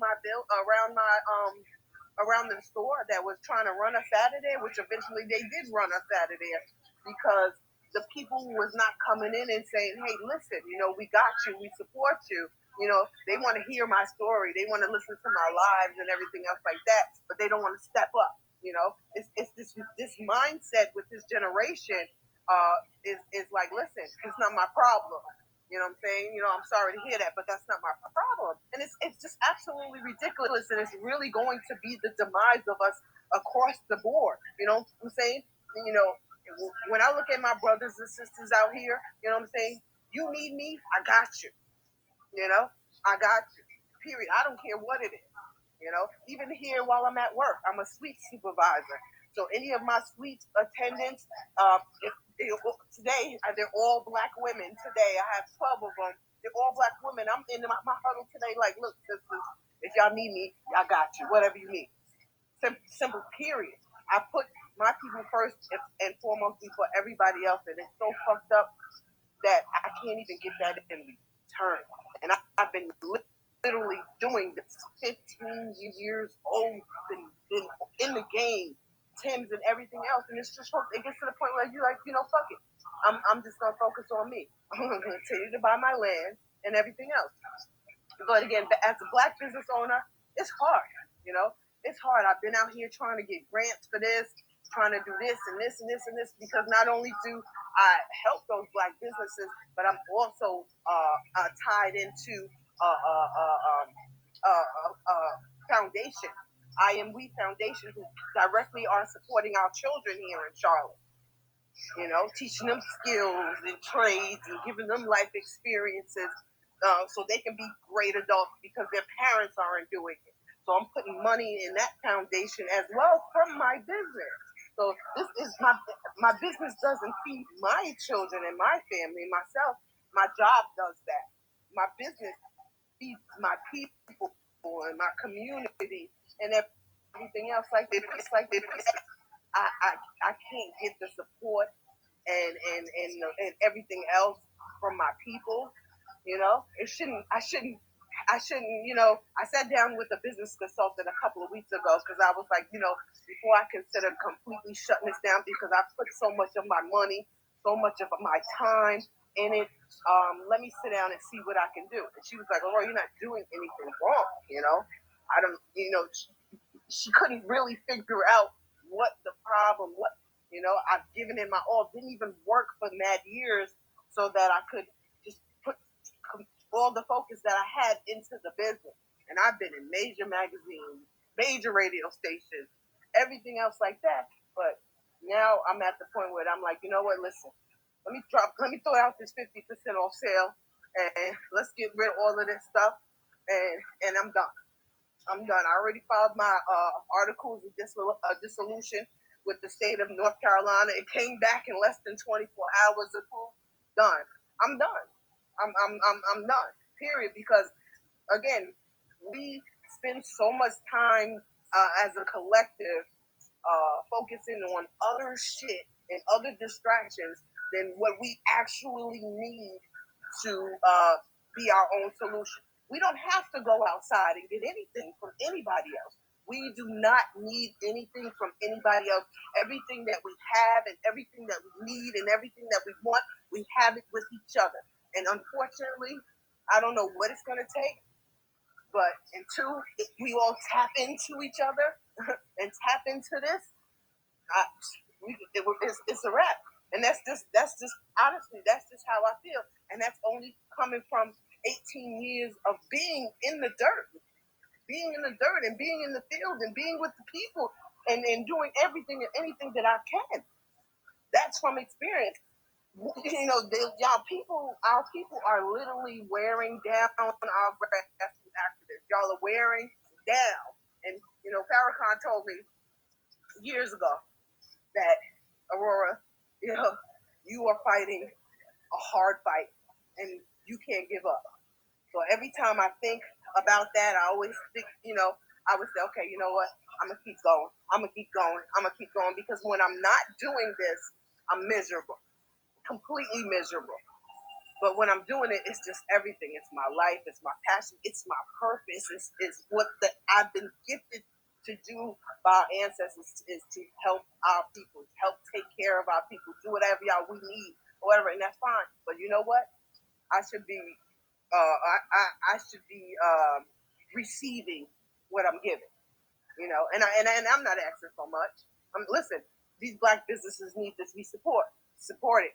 You can do that by shopping with me because I'm taking that money and it's going directly back to that Black business to buy more products. So they're now all raising their prices. You know why? Because nobody's buying. So if those businesses that I'm buying from are raising their prices, guess what I got to do? I got to raise my prices. You know, and I get it. I understand it's inflation, but I promise you, majority of the 257 products that I have on my site, I've raised the price on 10, and that's because the manufacturers have raised their prices. We just have to do better. We have to stop making excuses about, oh, this is too far or this is too much and this and that. All the time. This is too much. You know what? But everything on my website is all natural. Everything on my website is all natural. Everything has been approved by testers. Everything on my website has never had a complaint. I've been in business with the business since 2015. I have no product complaints. I have no customer service complaints.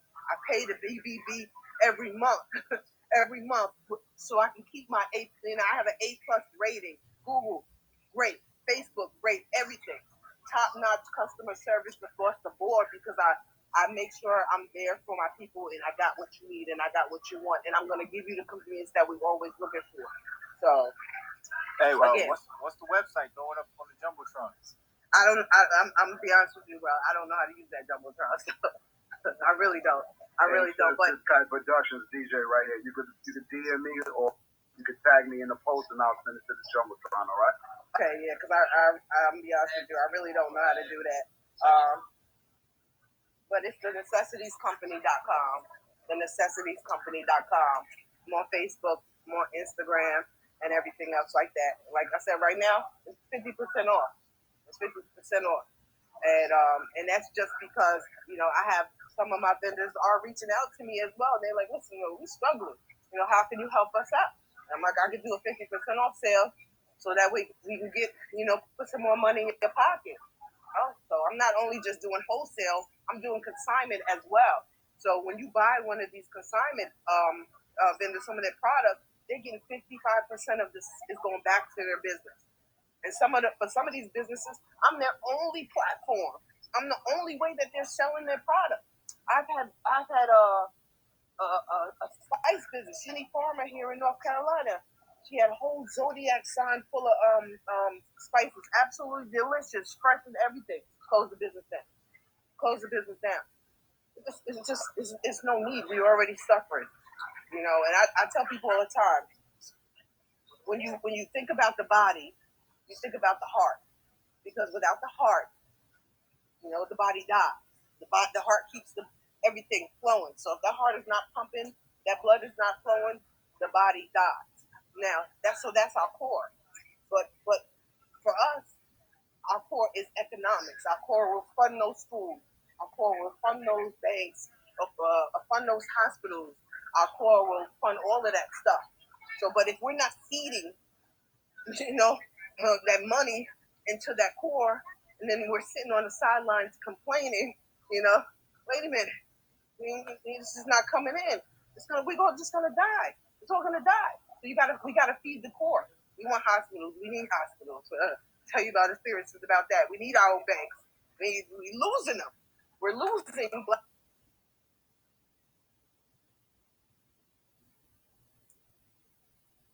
Hey, are you there? I'm awoke. I'm sorry. Yeah, we need everything, but we keep looking to this government for everything. Keep looking to other people for everything. These people do not give a fuck about us. They don't give a fuck about us. You know what they care about? Our 1.7 or whatever trillion dollar worth. That's all. How much money we gonna spend in their stores? How much money we gonna get? That's all they care about. We ain't nothing else to them. We're nothing else to them. But since we're nothing to them, we should be everything to each other. That's where it should be. So, with that said, I mean, I'm here. I'm listening. So just be patient with me because I gotta get back into the sweets. Well, no doubt, ma'am. We definitely appreciate you commenting and definitely sharing your thoughts with the group. So you get a chance to speak again, don't hesitate. I believe, okay, Lobo, you up next. What's going on, Lobo?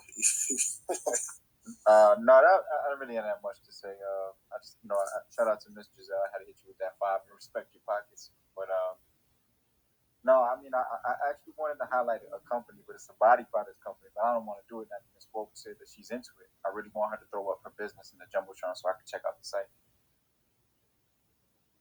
Okay, appreciate it.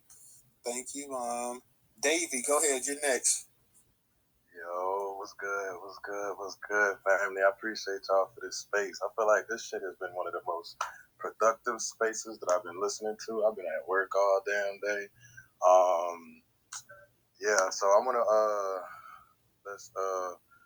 my dude Talent says some extremely valuable things. I follow, bro. He a real fighter. He a real soldier. You get what I'm saying? But there's two things that was spoken that I feel like are a concern. One, he said he's out there doing it by himself. And then the next thing he said is, we are the ones online who are the most, aware about what's going on. So we got to get up together and have these different businesses. Social media is for us to share what we're doing, share our experiences, share our advice. And if you have some sort of e-commerce, that's where that happens at. But when it comes down to what you can actually do as a human being, it's not about how many followers you have that are on code. It's about how many family members that you have that are on code. That is the main reason we always address each other as, what's up, my brother? What's up, my sister? Oh, yeah, we got to get together as a family, as a black family and stuff like that. But all skinfolk ain't kinfolk. You get what I'm saying?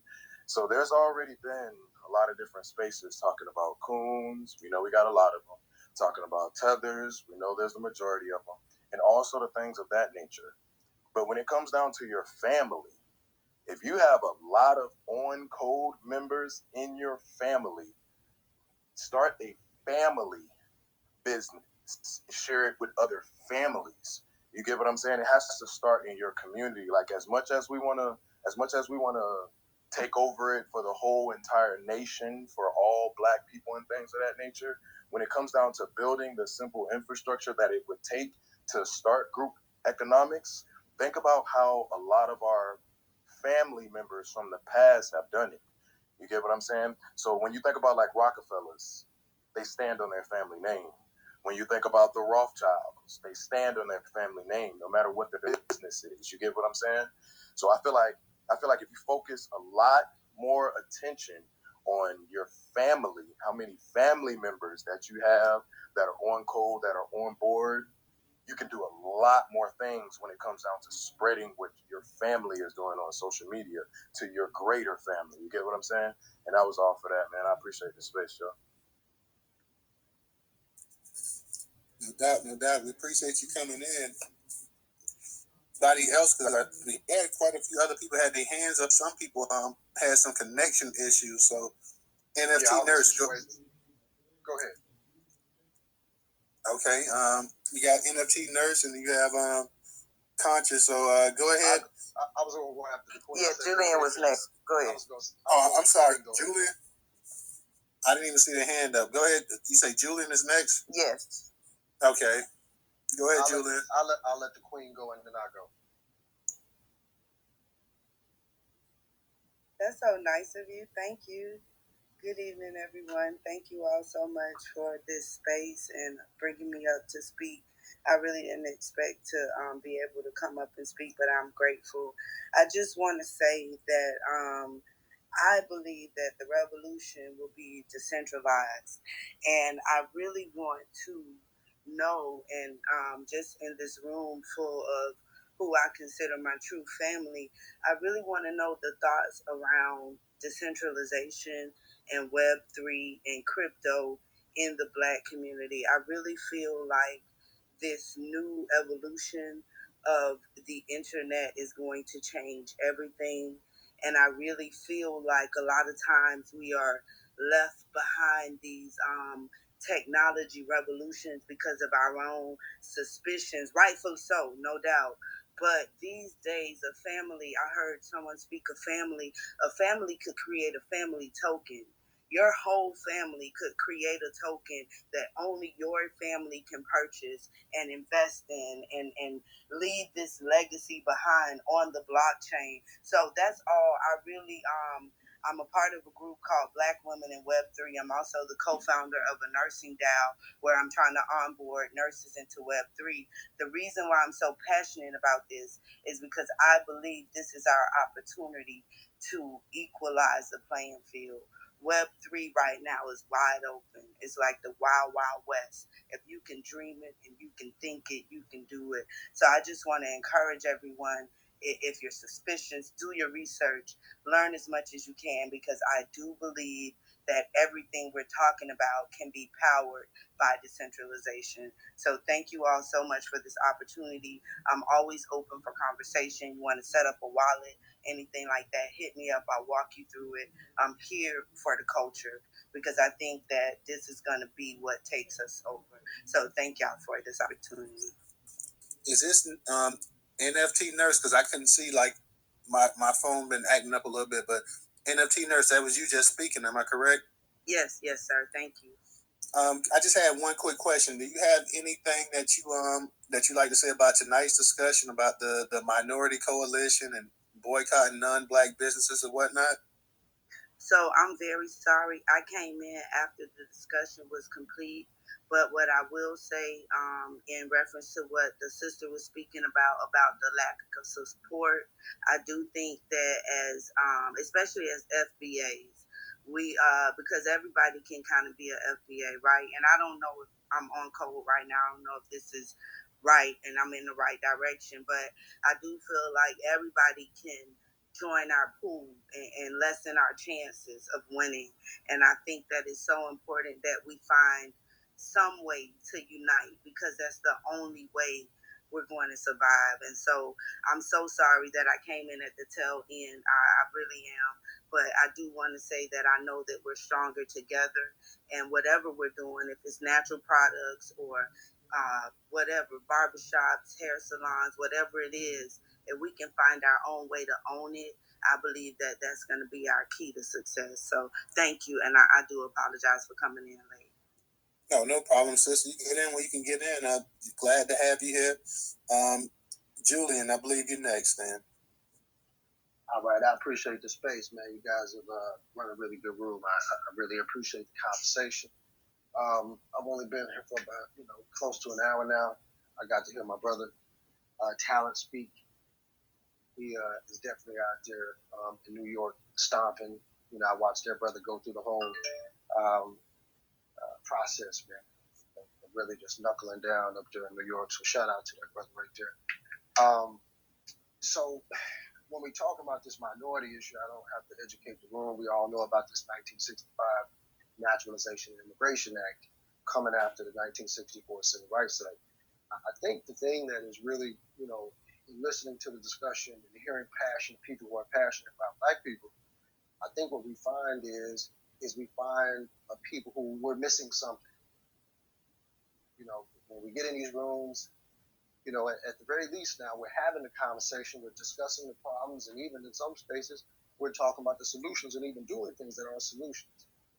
But I think for the most part, when we look at our culture and we look at our people, the next generation of people that are coming up, I listened to a brother today talk, and he's a 21-year-old brother, and he's not the first one.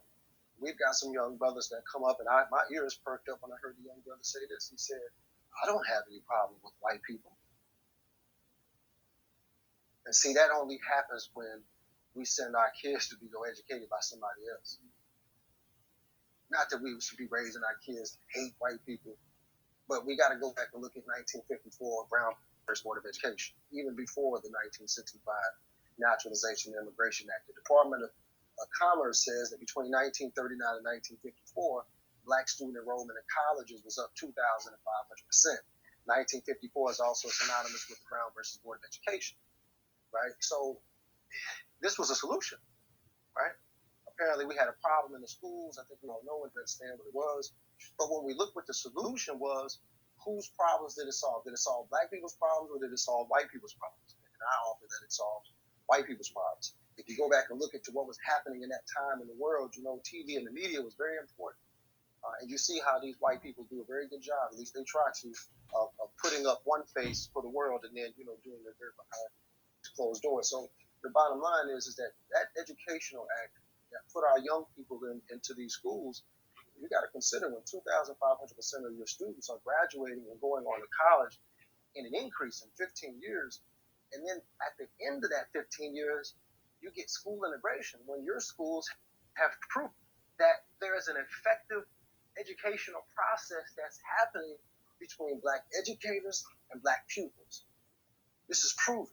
Even under the construct of Julius Rosenwald, who built 4,977 of those schools, he is the first small hat to be on Rockefeller's board. We were talking about Rockefeller, these people standing behind their names. I think I don't have to remind the room how harmful the Rockefeller Foundation itself has been in the Black community. We could talk about a few other things. When we're talking about this minority issue, I was involved in politics for a few years. Wrote a letter to my congressman, happened to be Charlie Crist here in Florida. He wrote me a letter back talking about how he had brought back a record amount of money in CDFI funds. This was about 2018, 2019. So I went to investigate. Where's the CDFI money at? There's a place here called Tampa Bay Black Business Investments. Got the research and, on their trail so tough. And these were some old 50, 60-year-old Black folks, NAACP Lifetime Achievement members. And they really weren't ready for somebody to come in and really challenge, like, who is the money going to, and ask those types of questions. Come to find out, the Tampa Bay Black Business Investment Fund no longer has to loan money or get monies directly to Black businesses. They can give it to anybody. It's for everybody. And so when I started to investigate further, I started to see who the people were that were running some of these banks, like GTE Financial here. And when you look at the whole board are minorities except for two white men. and their names, kind of were Espinosa and something else. And so I was like, maybe they're playing the Spanish card. And when you looked at the room, it looked like a room full of white supremacists. So when you look at these people on the website, so the bottom line is this: is that there's a lot of programs that are out here that are literally helping white hegemony gentrify our communities. And these policies, like the brother said earlier, are supposed to be for us. And I think sometimes we just stop there, just full stop. We don't really do anything. We don't have like a political action committee dedicated to specifically making sure that happens. And I think that's, one of the things that we have to do. I'm running a school now. We're building called We Are the Builders. It's in Dayton, Ohio. It's on 7 acres. We're doing an agriculture program on the backside of our school, about 4.5 acres of aerated soil there for us to use. And we're using it. And this is our first year. This will be our first harvest. And so what I tried to bring as a form of solution and canceling these other businesses, because we talk about that the Asian hair monopoly on the black community, 80 to 100 $1 billion business that Annie Malone, in 1926 had a school that educated 75,000 students, owned the city block, paid the highest amount of income tax of any African American in 1926 at 40 grand, an inventor. She was the student of Madam C.J. Walker. The teacher of Madam C.J. Walker. And so she was breeding other successful sisters. These were multimillionaires in 100 years ago. And black women today they're not building wealth on this industry. And this comes back to culture. And we've allowed people to come in and steal our culture with the help of the U.S. government and the policies that they put on embargoes on China, Korea, etc. But I think when we start trying to attack the minority commerce interests, that's when we're going to see the Congressional Black Caucus, all of the Greek letter organizations, all of the gatekeepers in our community, they're the glue that's holding this whole minority thing together. They're the ones who represent black people in these rooms and these meetings, get these things passed. And like your brother said, these dollars are supposed to go to us because they're the ones that are lining the petition for it. And they give it to all of their friends.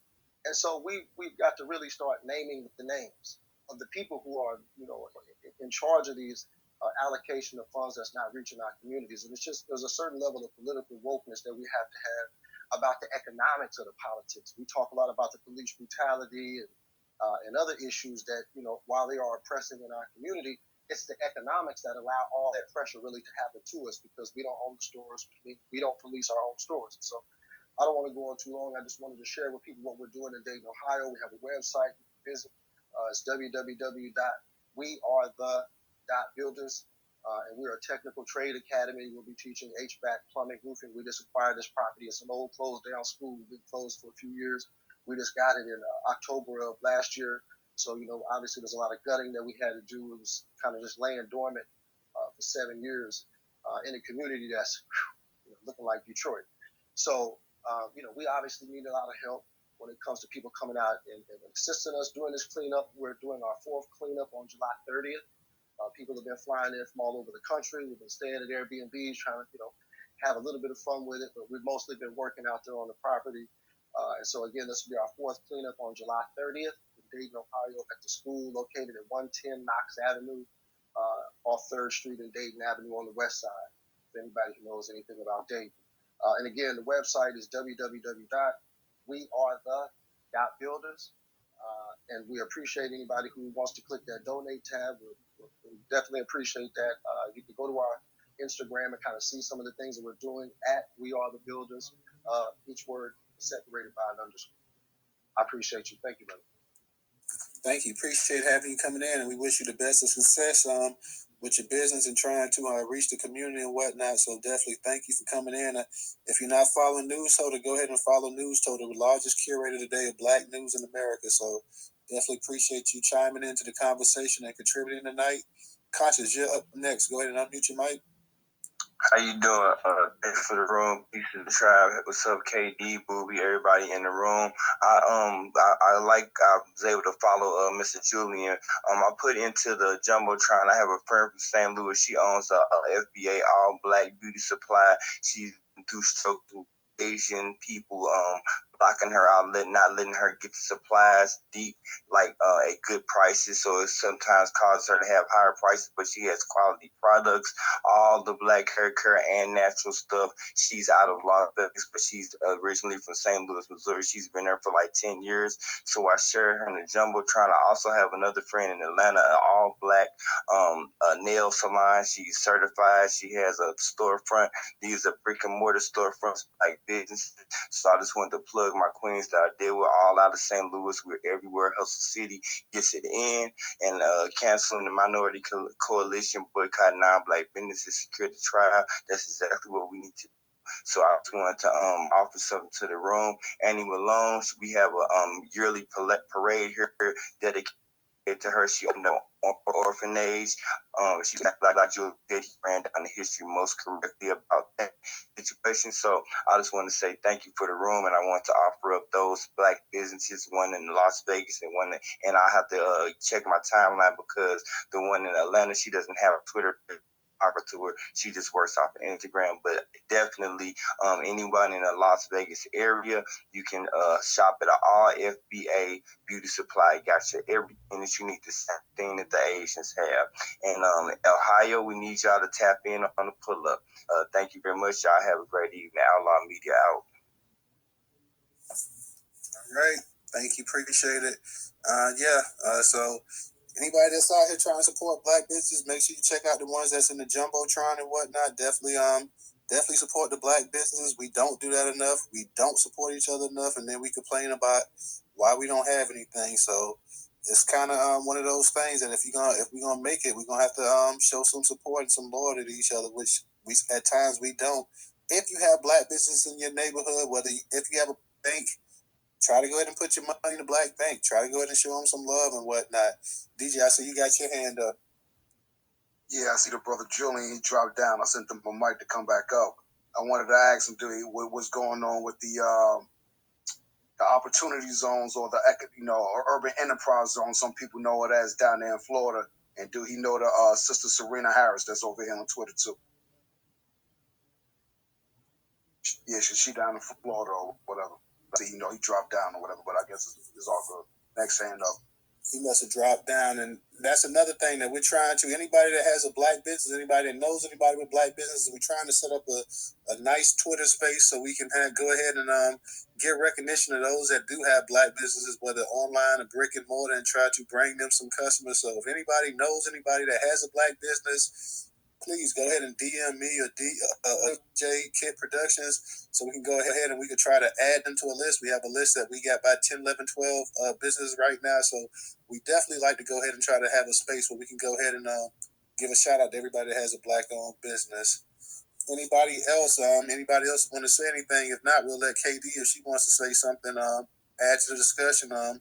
We have quite a few people in here that haven't spoken. We got quite a few people that normally come here that speaks, but and been kind of quiet tonight.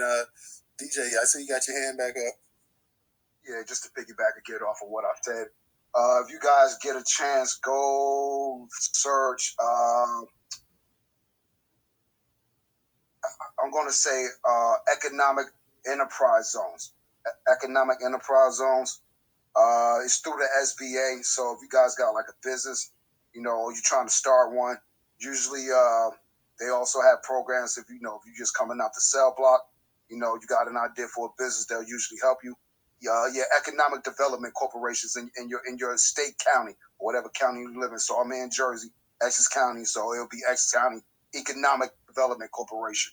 Essex County so you might be in Union County, so it'll be Union County Economic Development Corporation. So look that up. If you guys got a business, you need some type of funding. I wound up getting a fairly new laptop, HP from them, and some reading materials or whatever. But I can always go back to them when I resituate my paperwork and get that loan from them. So I'm already in there. So y'all go and do the same.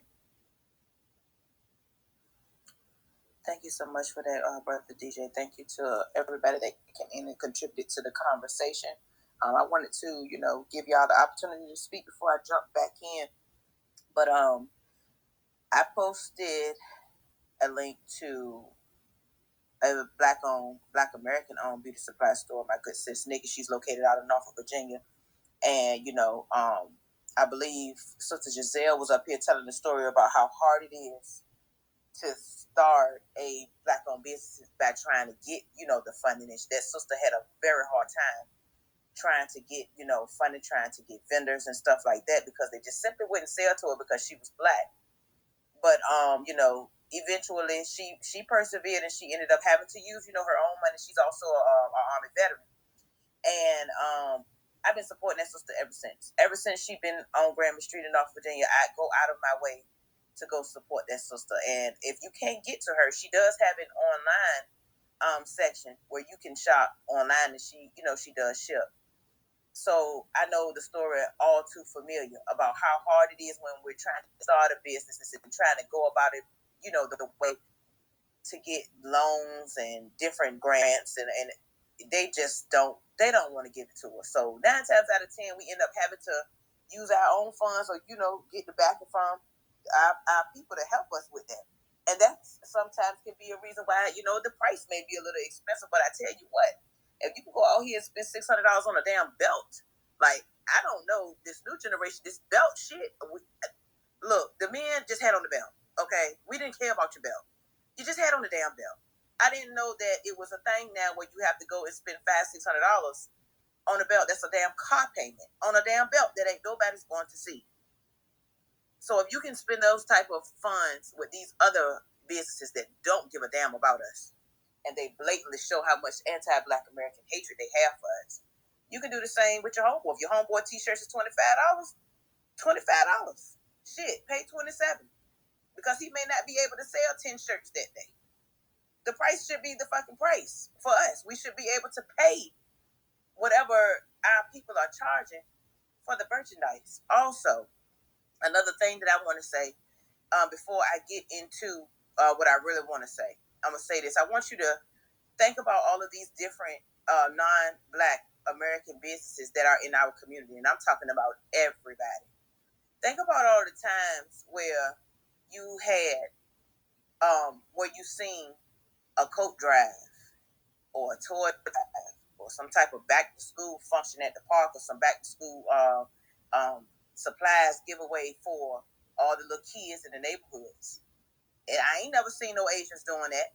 I ain't never seen no damn Hispanics doing that. I ain't never seen them Arabs or Aladdin and Habib and them. They was never doing that. It was always us doing that, giving back to the kids in the community, doing coat drives, doing toy drives. As much money as we pump into these businesses, you would think that they would at least do the bare minimum, even though we're not dependent on them to do the bare minimum, but you would at least think. But how many times are we going to allow stuff like that to happen, and then we not say, look, this is enough.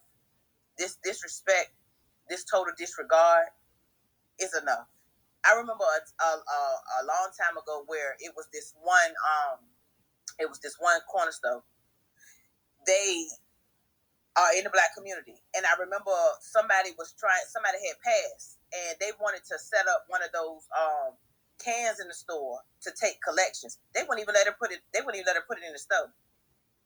So that right there is very telling. We have to absolutely start demanding respect from people who are in our communities, who are taking our dollars, not reinvesting them into our communities, and sending them elsewhere. And nothing, there is no type of exchange when it comes to putting back into the community. So we've been seeing that since these people have set up their businesses in our communities, and should have already been tired of it a long goddamn time ago. Should have been tired of it. The Black dollar circulates in the community for 6 hours. Yes, you heard that right. 6 hours. And once it leaves, it never comes back. It never comes back. We have to absolutely change that. We have to support each other. No doubt about it. We also have to stop this thing where every time we go into another Black business and we have a not so good visit, we all on Instagram, Facebook, videos, paragraphs, all kinds of posts bashing the hell out of these damn businesses, like going in on them. We always want it done when it comes to each other, but we give everybody grace, whether they in there beating us up, calling the fucking police on us, or taking our lives. We're giving everybody else grace when it comes to our money. They can disrespect us. They can mistreat us. They can commit all types of acts of violence against us. And we'll be in their store the very next day like nothing happened, but we don't keep that same energy with each other when we're not doing that shit to each other. If you're having a bad experience with a black-owned business that day, maybe pull the owner to the side, have a conversation with them. Don't blast them all over fucking social media. Don't do that. Pull them to the side, have a conversation with them. Or if you don't like the service, find another black-owned business that's doing the exact same thing. Go there and give them your money. We don't have to do all this crazy shit that we be doing to each other when it comes to that. That shit burns me the fuck up. Like, we absolutely have to stop doing that shit. We're not gonna get nowhere as a collective if we do that to each other. But everybody else gets the benefit of the doubt. Everybody else been getting the benefit of the doubt since the beginning of time, and I'm not understanding that shit, but that's just what I've been seeing. Also, another thing that I really want us to bring back as far as businesses is concerned, and I get a lot of pushback when I say this, but I'm going to continue to say this. If you are not going to college to be in the medical field, in the legal field, in the political field, in some type of social work, human resources, etc., you need to be trying to learn a damn trade. Nobody's checking for nobody with no fine arts degree. And I don't mean any disrespect to anybody that may have a fine arts degree. I don't have one, but I do have 2 college degrees. But what I'm saying is this: those skilled trades, we need to bring those back. Those definitely need to come back. You never know when you need a plumber until the shit get real, literally. You don't never know when you need one. All these different trades that we used to have in the community. Rebuilding the blue collar, and the blue collar is what makes the middle class what it is. We need to be pushing those on our kids. Everybody ain't gonna be able to be Jordan. Everybody ain't gonna be able to be goddamn Mike Vick. It's just that. Everybody's not going to be LeBron James. It's okay to want to see your kids in sports, but we also need to get back to pushing our kids out there, to send them out there. We're not going to do it. Send our babies out there to say, look here, you got to go to school. I need you to do this because we need this in the community. You need to go to school for this because this is what we need. We need to get back to that. That way, once we get that established, I can be somewhere and I can own a farm. And instead of me going out of my way to hire or get one of these white-owned companies or these other one of these other companies to come and transport. So we need to get this. We need CDLs so we can get drivers. So I can get this brother to come and be the person to transport whatever I got to take it over here to Brother Newstoter that's way across the country. That's the type of stuff I want to see. I want to see that. I really want to see that, and I think we have to start pushing that because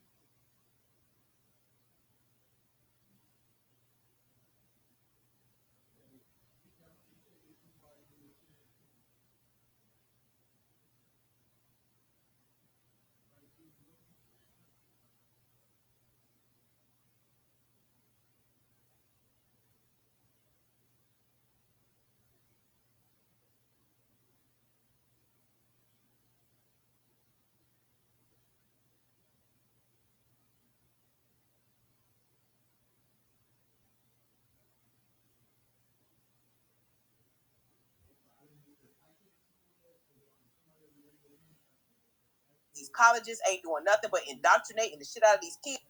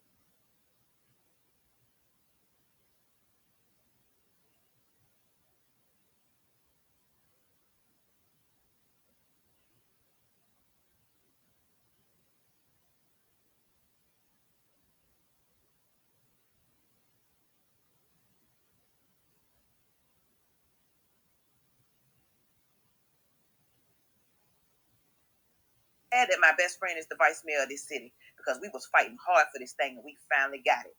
So I'm just so happy to see that come back. So in addition to the community gardens that we already have, now we have trades. And I am just looking forward to this. Oh my God, I'm so excited about this. I was ecstatic when they mentioned it in the last city council meeting. So I was like, yeah, we finally got this shit. We've been fighting hard for it. I want to see that happen across all the states that don't have it anymore. I really want to see that happen because I really think that this is an essential part of the community that's missing. And I think that I would love to see it come back. And definitely, and also for some of these schools and stuff, that in terms of the computers, I see some of them starting to offer coding and stuff too. So we need to try to get our kids also into that coding too, so they can be up here building apps and doing the Web3 and all the other type of stuff that we know that just still in the infancy right now. The internet still is a young thing. The internet ain't been around no 30 years, so it's still young. So we still talk about only 20 some odd years of really people using the internet. So we definitely need to go ahead and see about going ahead and getting our kids in that, because I'm definitely be looking to get my sons up into that coding as well too. So no doubt, like, we definitely got to have these kids. By the time these kids leave school, it'd be nice for them to already have a skill and be technical and sufficient where they can go out there and earn a living and whatnot, and not have to rely on this system here that we know that's already against them, especially when you're talking about young black men as well too. So we must definitely take that into account as well. I see we got a couple new speakers up here. Miss Giselle, I'm going to let you go last since we got CJ and Aunt Lai. So CJ and then Aunt Lai go, and then Miss Giselle.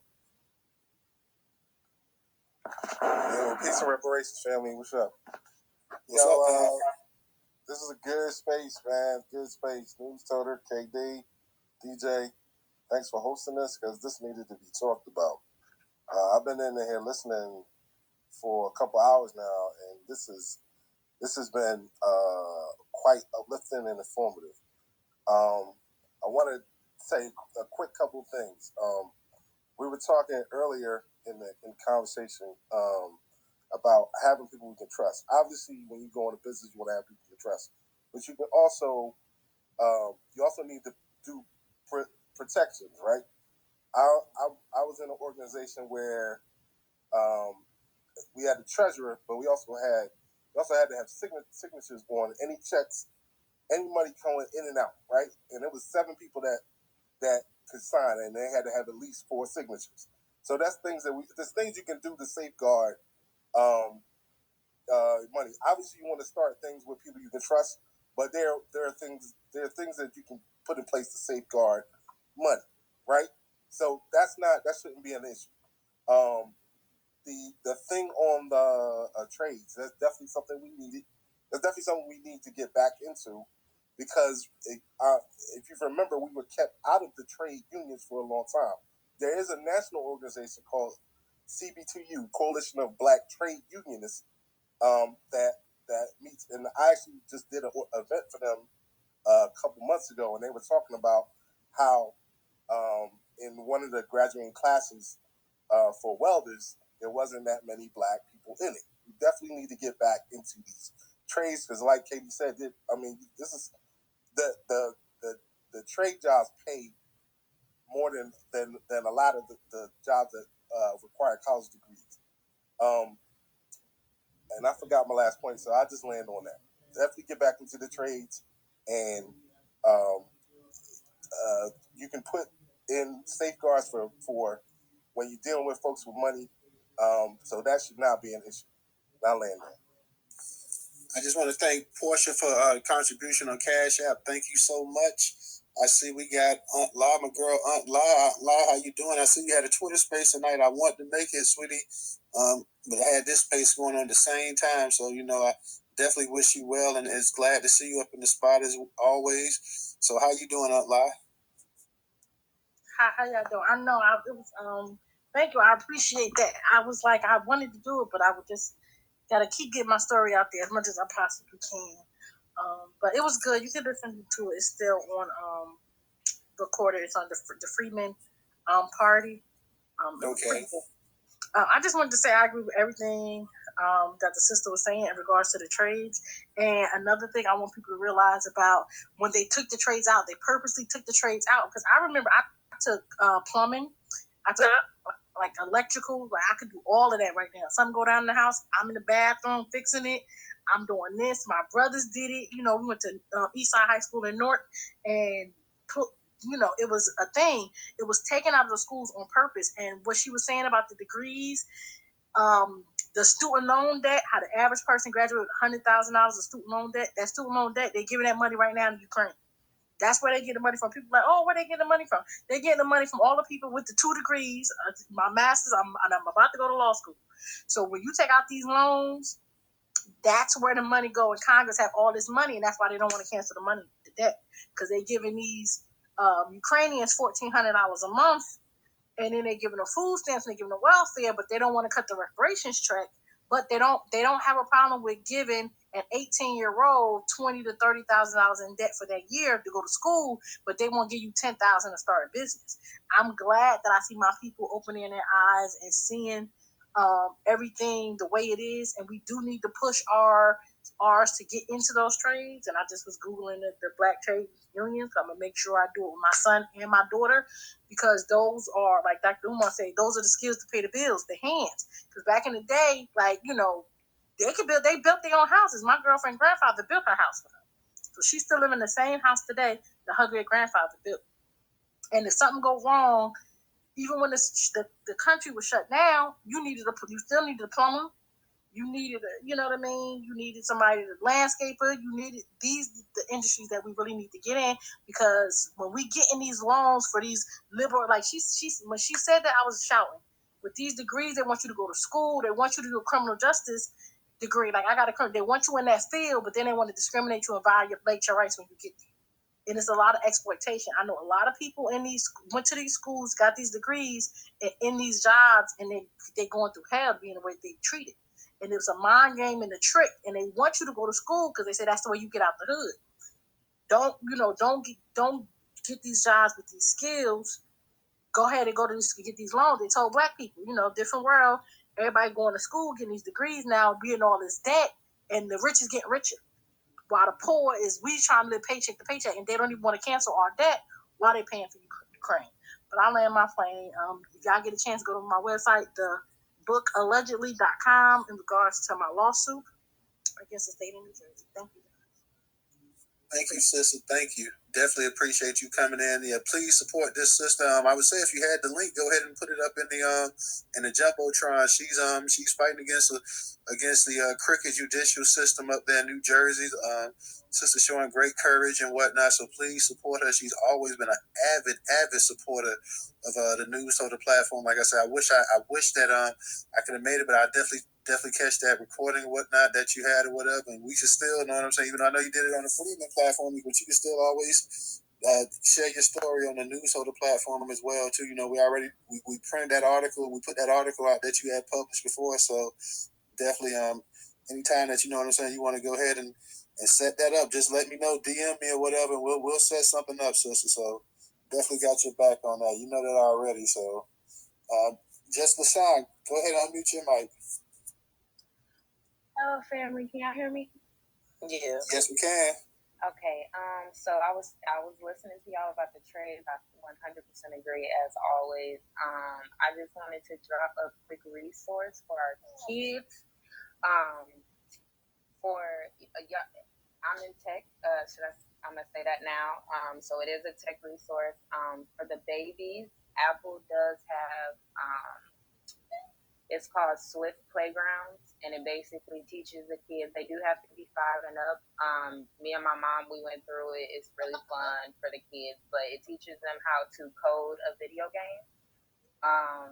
And basically with coding, there are a lot of different languages that you can know, but the Swift Playground is specifically the language that Apple uses for building their apps and things like that. So I'm gonna put it up there.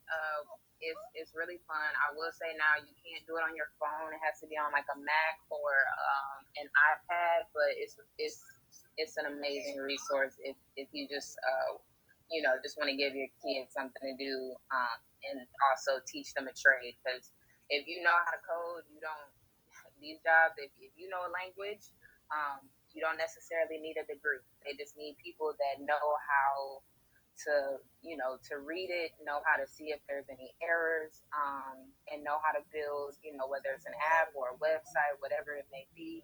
I'm gonna put in a jumbo prime, but yeah, that was all that I wanted to drop. So if your kid is more into like video games and stuff like that, it's a really good resource as far as teaching them how to start coding. Thank you, sister. Thank you. Appreciate it. You had anything that you'd like to add to the conversation about the topic tonight before you go, or?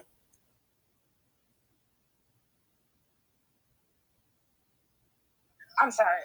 My baby girl is on me. Not necessarily. I do believe that we should boycott the non-black businesses just because of the history that we've had with them. Personally, I'm tired of seeing our women getting beat up in beauty supply stores and nail salons and things like that. I'm tired of our men being chased out of corner stores and whatnot. Like the further that we, I'm a segregationist, so the further we can get away from them, the better. But absolutely start. I was never taught that you need to get out the hood. I was always taught that you make your neighborhood better. So I land there. Thank you, sister. Thank you. It's something I want to get my sons into. I don't have the Apple or Mac, anything like that. Is there any? And of course, I know Apple would be one of the top coding places that you could get. But is there anything that if you didn't have, say, a Mac or iPhone or whatever, that you could get your kids on that's comparable, maybe that to your knowledge? Yes, I know there's. I'm sorry. Yeah, there's a few apps that you can do. If they just go to like their App Store or their Google Play Store and type in coding, there are definitely a lot of resources that pop up. The Swift Playground is just the one that's just geared towards the younger ages, like trying to teach them their first language. Because once you know one, it's easier to catch on to the rest of them. But I will say, like, if you want to get into coding, try to start with Linux. Everything is built off. There is not a single. There's whether it's Apple, Android. Who else is there? It doesn't matter what operating system. Everybody has to use. But yeah, I'll find some more and I'll put them in a jumbotron for sure. But yeah, there's actually a lot. And then like my generation and up, if you just want something that's kind of like at your own pace, or even if you want a teacher, Udemy, I believe that's how you pronounce it. Udemy is a really good resource. They kind of lay everything out, so it's pretty simple. On there, if you search 100 days of code, they already have like a lesson plan already set out, and they put every single day. You just put some time in, and it just gets easier and easier to, recognize that coding and how you can make adjustments on your own if you want. I mean, y'all, you can do a lot. You can do a lot with coding. There's nothing on the internet. There's nothing in the web that coding doesn't touch. That language is very important, whether it's social media or whatever. So even if you just pick up one language, that's fine. But if you just want a place to start, Linux is a really good place to start because everybody has to build off of Linux. I'm sorry now. Thank you. We're going to go ahead and let Miss Giselle be the last speaker for the night, and then DJ and then Katie are going to close it out, and I'm going to close it. I'm going to have the final word. So we want to thank everybody for coming into the space supporting. And Miss Giselle, we're going to go ahead and let you add something real quick, and then we're going to let DJ and Katie go ahead and close it out. Hey, everybody, for the last time. Thank you, Katie, for dropping them gems. One thing for sure, like here, I noticed after they took the trades kind of left the school in that like 90s push. And then it was a huge push or influx of immigration right after that, going into like the 2000s. So what happened in our schools, what they forced our children to do was to fight for magnet schools. So some of our kids could get, even if they had the education, they would leave our kids out. So I was thinking of a way that we can combat this just in this group with us getting the word out there. We just had the primaries, and those school boards were on those primaries. I hope everybody went out to vote. and did their research on those people who were running for certain offices. This is the time when we can step up and start writing in. We could do mass write-ins just from spaces like this to communities throughout the country, to be honest.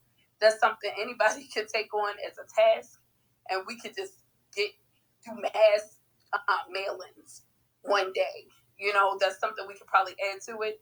And also, I'm an advocate for college and trade schools and street smarts and experience, because our kids have to compete. While we're up here fighting, we don't want them not to be ready. That's why I'm like, even with my son, he's at HBCU now, but I was able to get him a free ride. Upon getting him the free ride, the scholarships, I learned that they was playing with our kids on the scholarships. Hispanic groups give direct scholarship funds to their kids.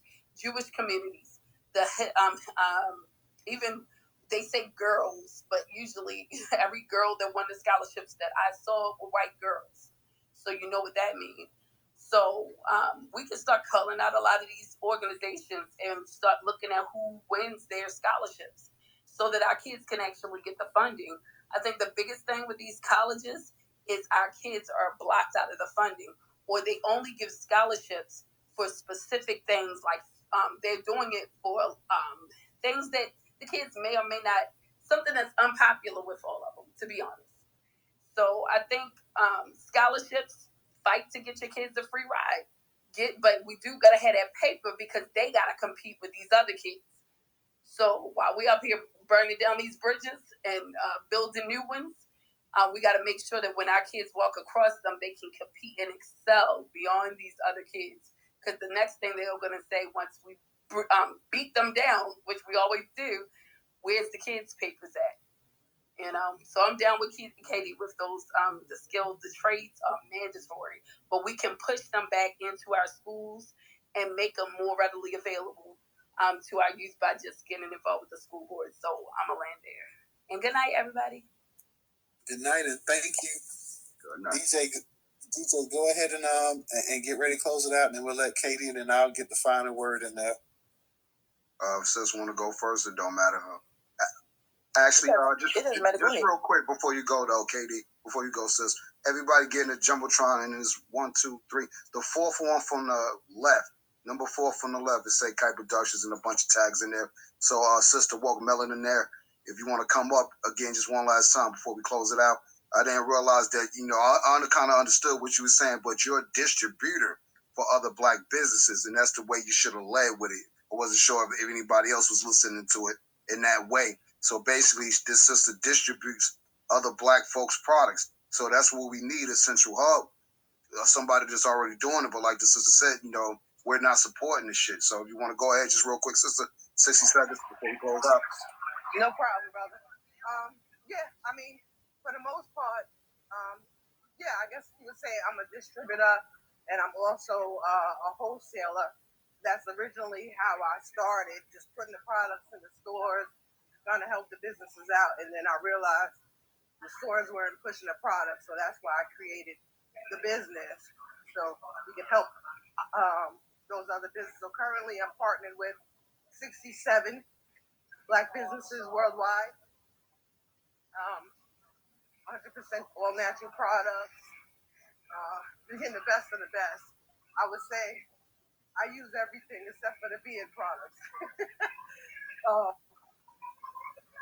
And I guess that's it. I got everything that somebody needs. I promise you. Because that's what we focus on.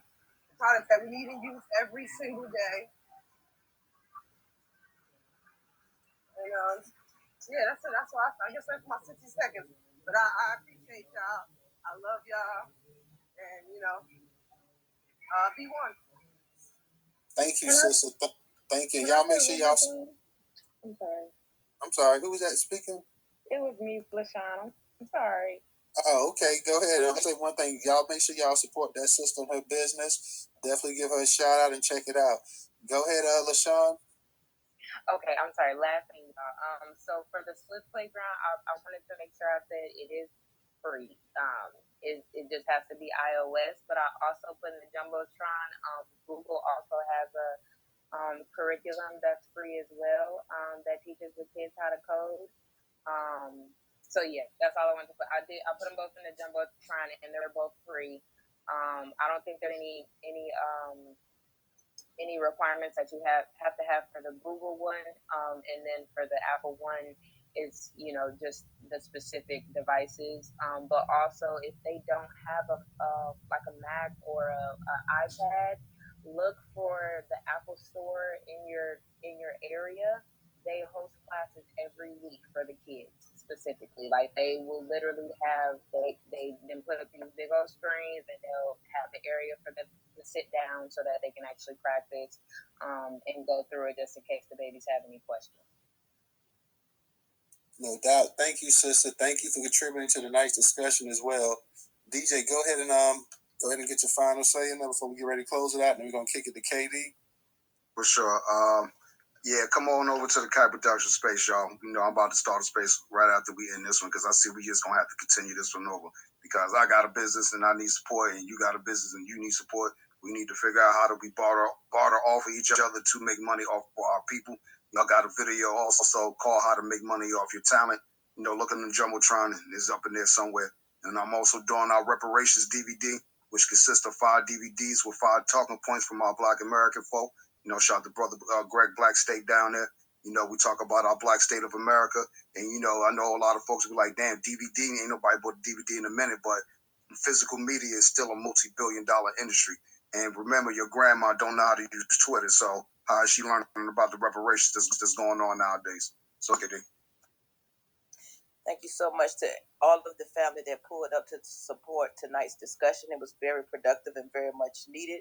I appreciate each and every last one of y'all. I just want us to continue to do our part so that we can get done what needs to be done for our lineage and for our bloodline. So much love to the family. Thank you so much once again. And I really enjoyed this space, Brother Newstoter, Brother DJ. Thank you so much for allowing me to be a part of this discussion. I really appreciate it.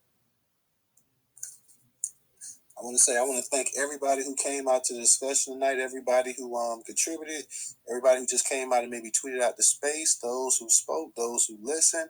Thank you to all the Secure the Tribe family members who came out and supported. Thank you guys. All of you guys, I see Mel still up in the spot. Thank you to KD. KD was like dynamite tonight.